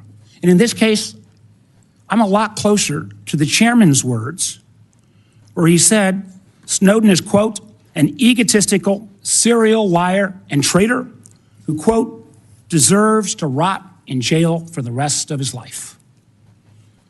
Ms. Gabbard, a simple yes or no question. Do you still think Edward Snowden is brave? Mr. Vice Chairman, Edward Snowden broke the law. I do not agree with or support with all of the information and intelligence that he released, nor the way in which he did it. There would have been opportunities for him to come to you on this committee or seek out the IG to release that information. The fact is, he also, even as he broke the law, released information that exposed egregious, illegal, and unconstitutional programs that are happening within our government that led to serious reforms that Congress undertook. Chairman, we got 5 minutes. So I take your answer, and these are your quotes. Brave, please join my bipartisan legislation calling for charges to be dropped against him. Do you disagree that legislation was not appropriate? Do you believe he is brave or not? Yeah, back those words? Once again, Senator, Edward Snowden broke the law. Ms. He Gabbard, also I'm not released talking- we information agree that Edward Snowden that broke the exposed law. the United States Asking you a government's question whether illegal your programs. legislation and your words are still your beliefs. Yes or no, please. I'm making myself very clear. Edward Ma'am. Snowden broke the law. He released information about the United States Ma'am, I've got government's other issues to illegal raise. activities. Ma'am, If I may just finish my thoughts, Senator. In this role that I've been nominated for, if confirmed as Director of National Intelligence, I will be responsible for protecting our nation's secrets. And I Ma'am, have 4 immediate steps ask for that I additional would time. take to Chairman. prevent another Snowden-like leak. Ma'am, I would simply ask you again. I don't think you're going to answer. I agree with Tom Cotton. He's a traitor. You, for years, until you got chosen by President Trump, have celebrated this guy as brave. You've called for him to be pardoned, for his charges to be dropped. I cannot imagine a director of national intelligence that would say that kind of behavior is okay. How would we maintain the trust of the IC and the contractors who work for it? How would we maintain the trust of our Five Eyes partners? I find it very troubling. Let me move to 702. I know other members are going to raise this. Remember, the 702 is critical to our national security. 60% of the president's daily brief, 60% of the information President Trump gets every day in a PDB will come from this. You've had a long history of opposing 702. Many members of Congress have. But one of the things you actually done that not many have is not to reform it, but you actually said you wanted to repeal it. But now, whether it's confirmation conversion or whatever, you call 702 vital. And I'm quoting, because of significant FISA reforms have been enacted since you left Congress. Ms. Gabbard, what are the reforms that have led you to now support 702? In the short time that I have, Senator, I will just note that my actions in legislation in Congress were done to draw attention to the egregious civil liberties violations that were occurring at that time. Ms. Gabbard, Ms. Gabbard, I ask you a question. Please give me the courtesy of responding. You said the reforms now make you support it. What can you cite? Which reforms? There are a number of reforms to include In the getting new bill, rid in the new law, that, right? that all of you and your wisdom. Ms. Gabbard, my time is getting short. But I got to just tell you, after the reforms were passed into law in April of 24, you went on Joe Rogan's podcast in May. The bill is now law. And you said, quote, this bill took an already bad problem and made it many, many times worse. Again, in my mind, this is a question of judgment. 702 is critical. I appreciate this late conversion, but I'm not sure I buy it because you've had such a consistent position. Again, I know my colleague's going to raise these, but rather than standing up to dictators like Putin and Assad, you've sometimes amplified his talking points. I mean, I just do not understand how you can blame NATO for Putin's brutal invasion of Ukraine. And when Assad used chemical weapons against his own people, you didn't condemn him, and I can go through all the quotes. You actually questioned Americans' intelligence. Now, you mentioned a lot about trust. And one of the things that I'm so proud on this committee is, my friend Senator Burr said, we always follow the truth. I say on this committee, it's the most valuable work I do in this Senate, we have a bipartisan approach to intelligence. I think we have worked to try to keep the intelligence community and earn their trust, and frankly, earn the trust of the American people. But I, respectfully, ma'am, I just don't believe on your judgment and credibility issues that this is the appropriate role that you should take going forward. Thank you, Mr. Chairman. Senator Collins. Thank you, Mr. Chairman. Ms. Gabbard, Edward Snowden does stand out as having done particularly grave harm to our national security by revealing top secret information, including sensitive sources and methods, thus jeopardizing agents in the field. So let me ask you a question. If confirmed, would you support or recommend a pardon or any kind of clemency for Edward Snowden? Thank you for the question, Senator Collins. If confirmed as the Director of National Intelligence, my responsibility would be to ensure the security of our nation's secrets and would not take actions to advocate for any actions related to Snowden. So the answer is no. Is Correct. that correct? In 2020, you introduced the Protect Brave Whistleblowers Act, which would amend the Espionage Act to make it more difficult to prosecute individuals who reveal classified information. In particular, the bill would allow individuals to disclose even top secret information as long as it's not done with the specific intent to injure the United States or advantage any foreign nation. Your bill would also have created an affirmative defense if public disclosure of classified information were made for several reasons, one of which was to expose gross waste of funds. I strongly oppose this legislation, which would hamper our ability to prosecute people who give our adversaries classified information. So let me ask you this, Ms. Gabbard, do you still support providing individuals who have access to top secret information with the ability to make their own decisions regarding whether that information should be publicly disclosed, even though disclosure may cause tremendous harm to our country or our allies?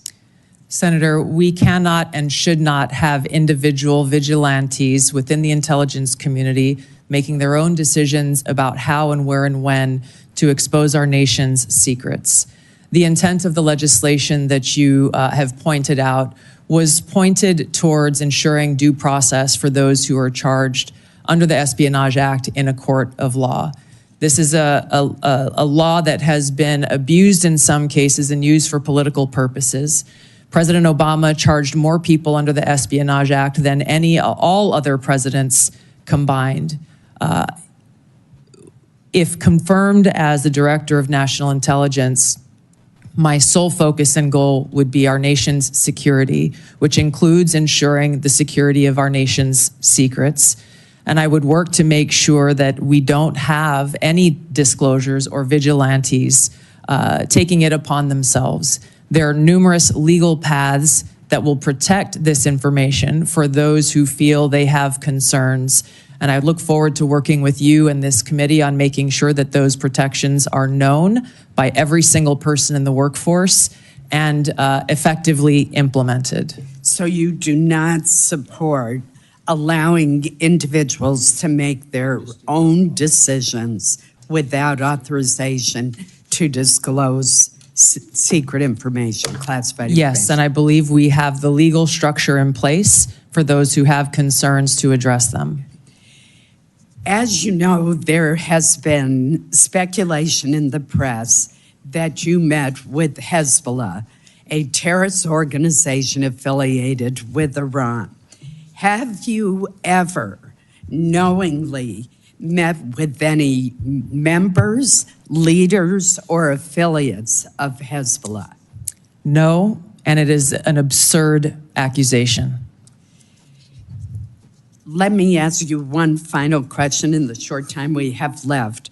With Hamas, ISIS-K, the Houthis, all the Iranian proxies in Syria and Iraq, Yemen, and Al-Qaeda all posing general resurgences in the Middle East, Africa, and Central Asia, I'm alarmed at the lack of focus by the IC on this threat to our safety. We don't want to have to call you back to this room after a terrorist attack and ask, how did the IC miss this? Great power competition, China, Russia, definitely pose threats to our country, but the terrorist threat is arguably the most imminent threat, according to former FBI Director Chris Wray.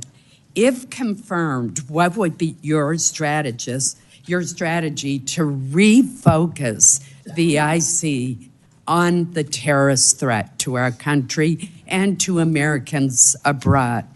Thank you, Senator. I agree with your assessment, and this speaks to the need for the ODNI to exist, to redirect those resources, identifying the gaps in intelligence so that we are able to get ahead of these threats instead of coming around after the fact and trying to assess why did we not know about this sooner so that we could have taken action to prevent it. Thank you. Senator Wyden. Thank you very much, Mr. Chairman. Welcome, Ms. Gabbard. Thank you. I am going to try to get 4 questions in, so I'll be brief, and if you can reciprocate, that would be very much appreciated. We've been talking about Section 702, the Foreign Intelligence Surveillance Act, and I believe it's critical that the DNI support additional reforms to protect the privacy of law-abiding Americans. In your written response to committee questions, you wrote, and I quote, "Warrants should generally be required before an agency undertakes a U.S. person query of Section 702. Is this your current position?" Yes, it is, Senator. And as you'll note in that written response, I noted some exigent circumstances with which there may be other options. But I also want to make a note that a simple warrant requirement is ultimately going to be a policy decision that all of you will make. I would point to history, to some examples. Time is short. I'm glad you answered in line with your written answer that you support a warrant. Section 702 also involves a huge loophole now that was included recently that could allow the government to force anyone with access to a Wi-Fi router or cable box to secretly participate in the warrantless surveillance program. Do you support, as I do, eliminating this language? Senator, I would have to look more into that and assess, if confirmed, what the impacts of the implementation of the existing safeguards are and come back to you in Congress as you look at reauthorization. It is a massive loophole, and I hope to hear after you've looked at it that you'll be supportive of my efforts. Let me turn now to the question of the Inspector General situation. Can the President of the United States refuse to fund the Inspector General for the intelligence community despite appropriations from Congress? And here I'd like a yes or no. Senator, I don't know about the legal authorities, but I understand the essential role that the inspectors general play. And if confirmed, look forward to empowering our Inspector General to fulfill their responsibility. Good, because Congress either has the power of the purse or it doesn't.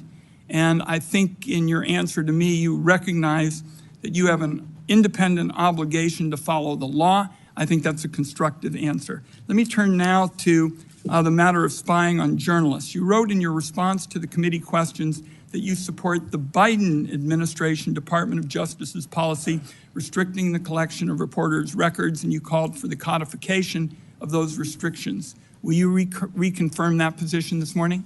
I believe strongly in the First Amendment, which protects a free press. So you will, in effect, say that you will continue to support the Biden administration policy to protect journalists? I'm not familiar with the specific Biden administration policy, but I believe strongly in the defense of the First Amendment. It is a policy that restricts the collection of reporters' records, and you have called for the codification of those records, so I am going to accept that you're not changing your position, and I appreciate it. I've got time, I think, for one more question. While you were in Congress, you introduced legislation prohibiting the government from mandating that Americans' phones or apps include mechanisms to allow the government to bypass encryption or other privacy technology. In your written responses to the committee questions, you reconfirmed your opposition to these mandates. Is that still your position? Yes, these back doors lead down a dangerous path that can undermine Americans' Fourth Amendment rights and civil liberties. You are being very helpful by moving so quickly. Let me turn to whistleblowers. You wrote in your response that whistleblowers must have clear, protected channels to report concerns, including the unauthorized transmittal of classified information to appropriate entities such as members of Congress. Do you agree that IC whistleblowers must have a clear path to this committee and that they don't need permission from agencies to talk to us? That's a yes or no. Senator, the answer is clearly yes. I would like to state a few other actions I would take if confirmed as Director of National Intelligence is, number one, make sure that we don't have illegal and unconstitutional programs within the intelligence community, making sure that we enact security clearance reform to limit access to our nation's top secrets, make sure that every single person in the workforce understands their rights as whistleblowers and the legal channels to take, which would include coming directly to you as members of Congress, as well as establishing a direct hotline to myself should they choose to take that path. One last question, if I might. Would you support the declassification of the committee's full report on the CIA's torture program? Senator, I believe in transparency. I have not seen this, and so cannot make an honest assessment for that answer. Thank you, Mr. Chairman. Senator Cornyn. Welcome, Ms. Gabbard. Congratulations and thank you for your service to our nation. I hope you will take to heart the chairman's comments about the exploding bureaucracy, not only in the government generally, but in the Office of the Director of National Intelligence. This is a critical role to be played, but unfortunately that role is not made easier or more effective by such a large, unwieldy bureaucracy. Do you believe that the President of the United States should get all of the lawfully collected intelligence that's available in order to inform his judgments as Commander-in-Chief? Senator, not only is the answer a strong yes, I would say that it is the Director of National Intelligence responsibility to make sure that the President has access to all the intelligence so that he can make the best informed decisions for our country. And you will be the one actually briefing him on a daily basis, correct? That's correct. And the President's daily brief, and we've heard that that is composed of about 60% of it's composed of information gleaned by collection under Section 702 of the Foreign Intelligence Surveillance Act. I've heard your comments to Senator Wyden and others. You and I talked about the importance of getting dissenting views in front of the President so that we don't have groupthink, which can be very dangerous, particularly in the intelligence collection areas. And I appreciate your agreeing that presenting the policymakers, including the President, with dissenting views is very important. Are you aware that overwhelmingly the courts that have looked at a challenge to Section 702 based on the Fourth Amendment and any potential warrant requirement have overwhelmingly said that the Fourth Amendment is not implicated by search of lawfully collected intelligence?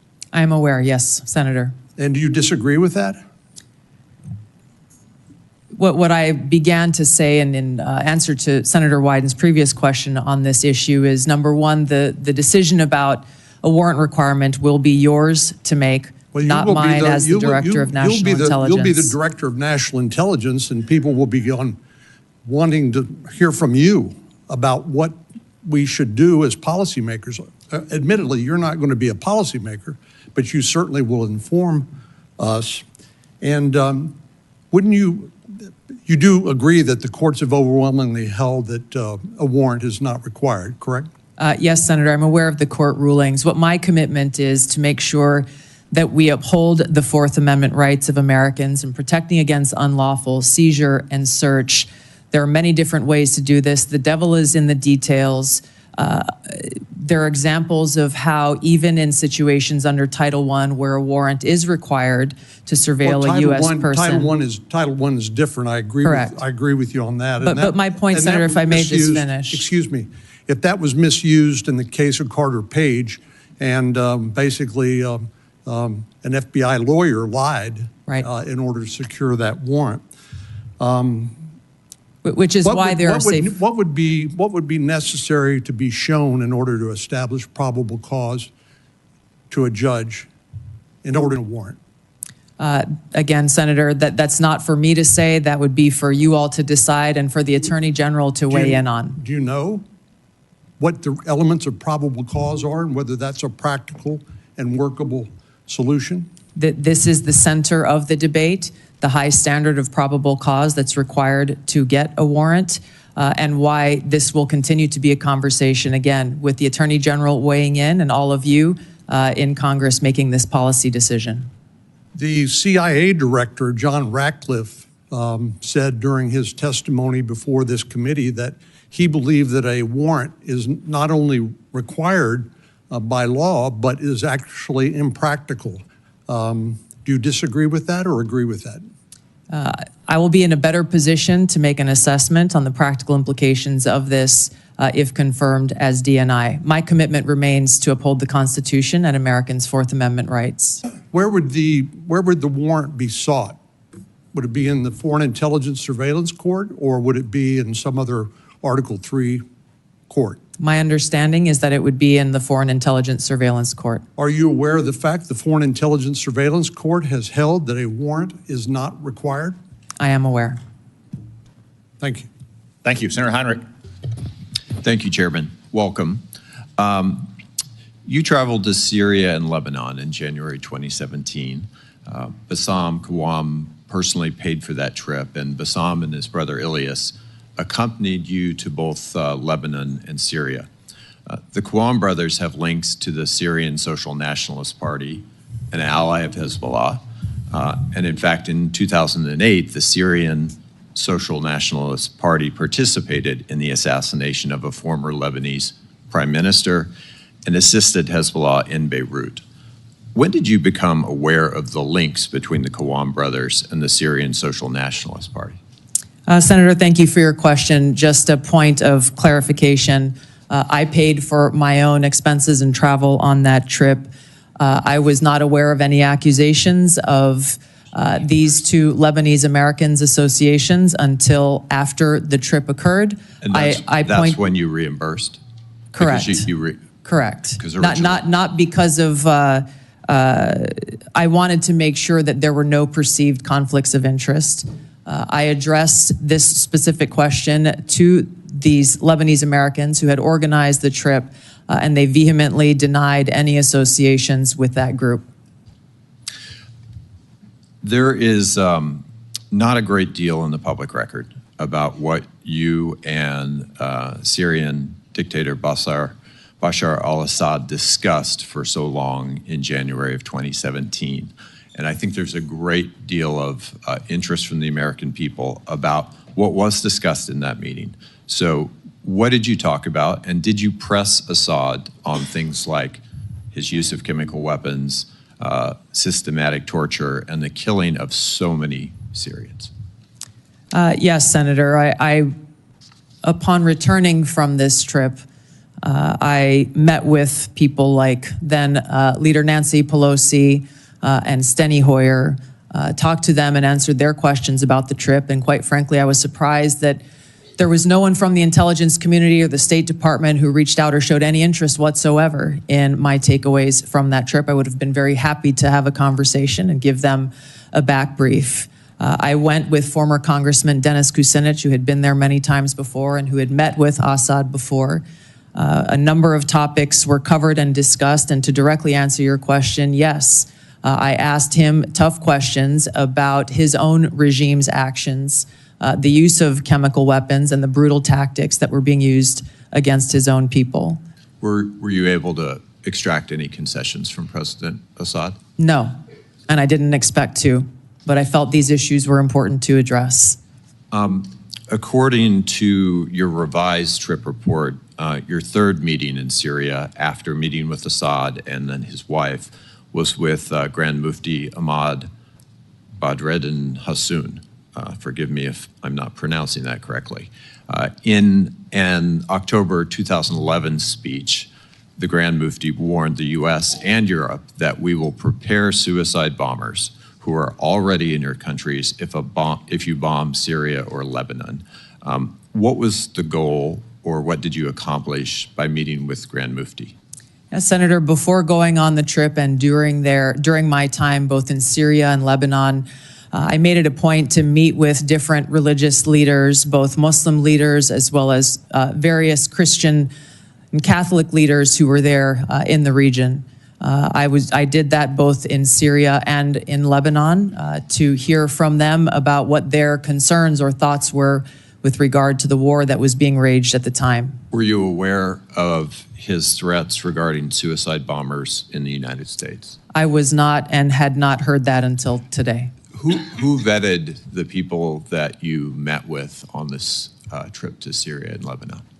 The itinerary was created by former Congressman Dennis Kucinich, his constituents who he had traveled with to Syria and Lebanon a number of times before. Some of the individuals that I met with were looked at prior to the trip. Others came up during the trip that were unexpected. Just in complete hindsight, would you view this trip as good judgment? Yes, Senator. And I believe that leaders, whether you be in Congress or the President of the United States, can benefit greatly by going and engaging, boots on the ground, learning and listening and meeting directly with people, whether they be adversaries or friends. Last question. Who do you blame? Who's responsible for the war in Ukraine? Putin started the war in Ukraine. Thank you. Sir Moran, before your questions, I want to extend all of our condolences in particular to you for the loss of life for your fellow Kansans last night in that air crash. Our prayers are with all of your people back home who lost loved ones. Thank you, Mr. Chairman. So many people here and throughout the halls of Congress have been very kind and expressing their condolences, and I appreciate you saying this in this setting just now. Lieutenant Colonel Gabbard, you were asked in your questionnaire about your priorities, and you listed Iran and Hamas and Hezbollah and North Korea. You also mentioned Russia, but the only thing you said about Russia in fully explaining why it's a priority is ending the war with Russia. When you talk about Russia, what are your fears or policy priorities beyond ending the war? How do you see Russia as a threat to the United States?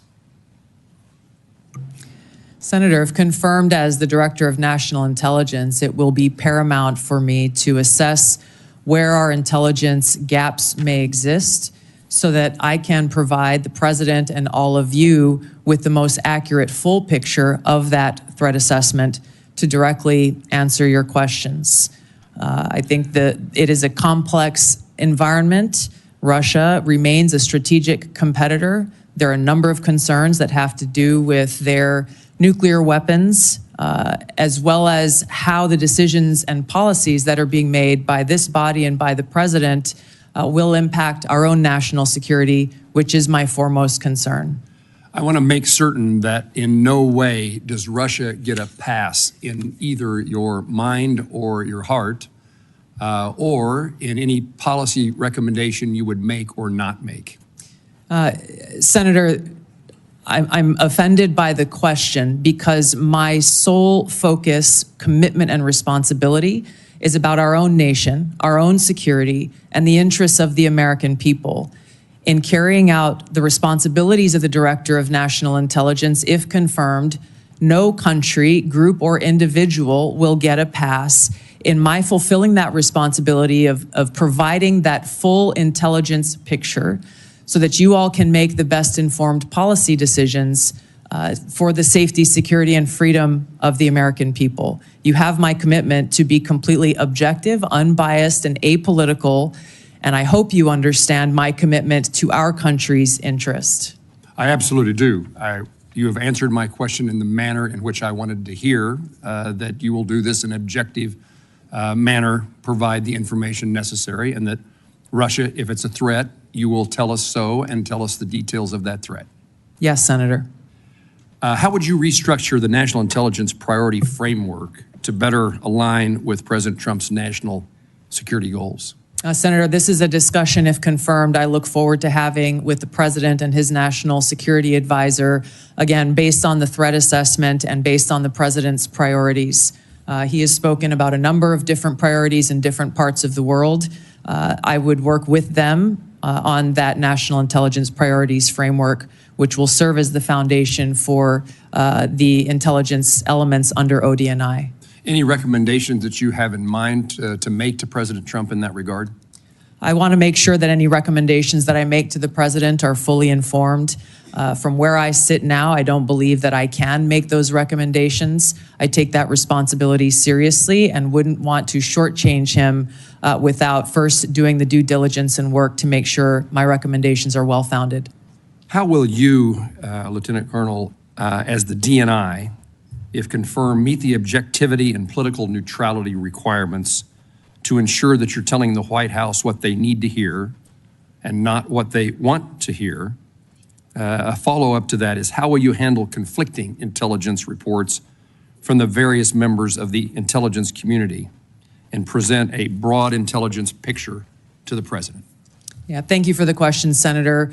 I hope that you have confidence in my ability to extract politics from what my role will be as Director of National Intelligence, because it's something I've done for almost 22 years now of wearing the uniform, both serving in the National Guard and the Army Reserve, even while holding political office. There is a brick wall between the two, and I have fulfilled that obligation in uniform, as I will as Director of National Intelligence if confirmed. I think the president, I know the president values hearing a lot of different views, and I would make sure that in the intelligence community's responsibilities that dissenting views are not only allowed, but encouraged, and where they present themselves, make sure that the president and you as policymakers are aware so that you can make your best informed decision. Would you agree with me that bias and prejudice, if it exists any place, exists in both sides of an issue, both partisan sides of this place called Washington, D.C., and the goal, the effort that you will make is to make certain that all the information is presented in a nonpartisan, direct, and manner based upon the facts as known? Yes, Senator, I agree, and you have my commitment. This is essential for the American people and all of you to have faith and trust in the intelligence products that are being delivered. One of the greatest challenges is knowing who's telling us the truth, and we need a DNI who tells the truth. True? Yes, I have a long record of speaking truth to power and would continue that commitment if confirmed in this role. Thank you. Thank you, Senator Moran. Senator King. Thank you, Mr. Chairman. And Ms. Gabbard, I certainly want to applaud and express my appreciation for your service, both in the military and in the Congress. Two very challenging jobs, and I want to thank you for that. I noted that Edward Snowden was in Hawaii, of all places, for a year and a half before he fled to Hong Kong and then on to Russia. Did you ever meet him or have any contact with him during that period, or subsequently with telephone calls, emails, Zooms, contact with he or his lawyers? No, Senator, not at any time have I had contact with Edward Snowden. And you introduced a bill in 2020 that was essentially a pardon. It basically said all charges should be dropped. You had a lot of whereases in that bill.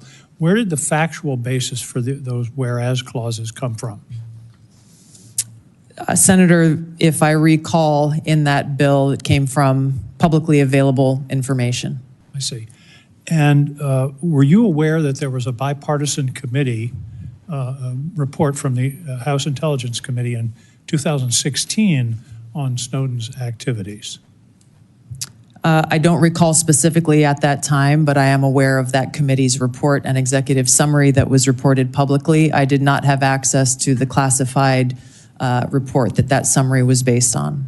Did you read that report prior to filing your bill in 2020?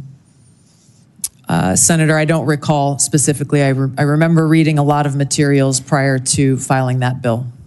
Well, the bipartisan committee report, the first item, Edward Snowden perpetrated the largest and most damaging public release of classified information in U.S. intelligence history. Goes on to say Snowden caused tremendous damage to national security, and the vast majority of the documents he stole have nothing to do with programs impacting individual privacy. But you don't recall ever seeing the work of that committee? I'm aware of those conclusions drawn. Edward Snowden. Were you aware at the time? Yes, I was, Senator. Edward Snowden broke the law. There's no question about that. He should not have released all of that information that caused that harm. How There's many no question about that. How many documents did he release? I know that he took over 1 million documents. I don't know specifically how many of those million he specifically released. Well, you stated very unequivocally today, Snowden broke the law, but you introduced a bill in Congress along with Congressman Matt Gaetz to essentially pardon him. So he broke the law, but it wasn't all that serious? Is that what you thought in 2020? I take very seriously upholding our Constitution and have sworn an oath to support and defend that Constitution over 8 times in my life. My statements in the past have been reflective of the egregious and illegal programs that were exposed in that leak. But you ignore the vast majority, as the committee found, bipartisan. I think Devin Nunes was the chair, Adam Schiff was the vice chair. The conclusion was that the vast majority of these things that he released had nothing to do with constitutional rights, the Fourth Amendment, but indeed were enormous compromises of our national security. You Senator, I focused on raising concerns around egregious, illegal, and unconstitutional programs that our government was conducting that clearly violated Americans' Fourth Amendment rights.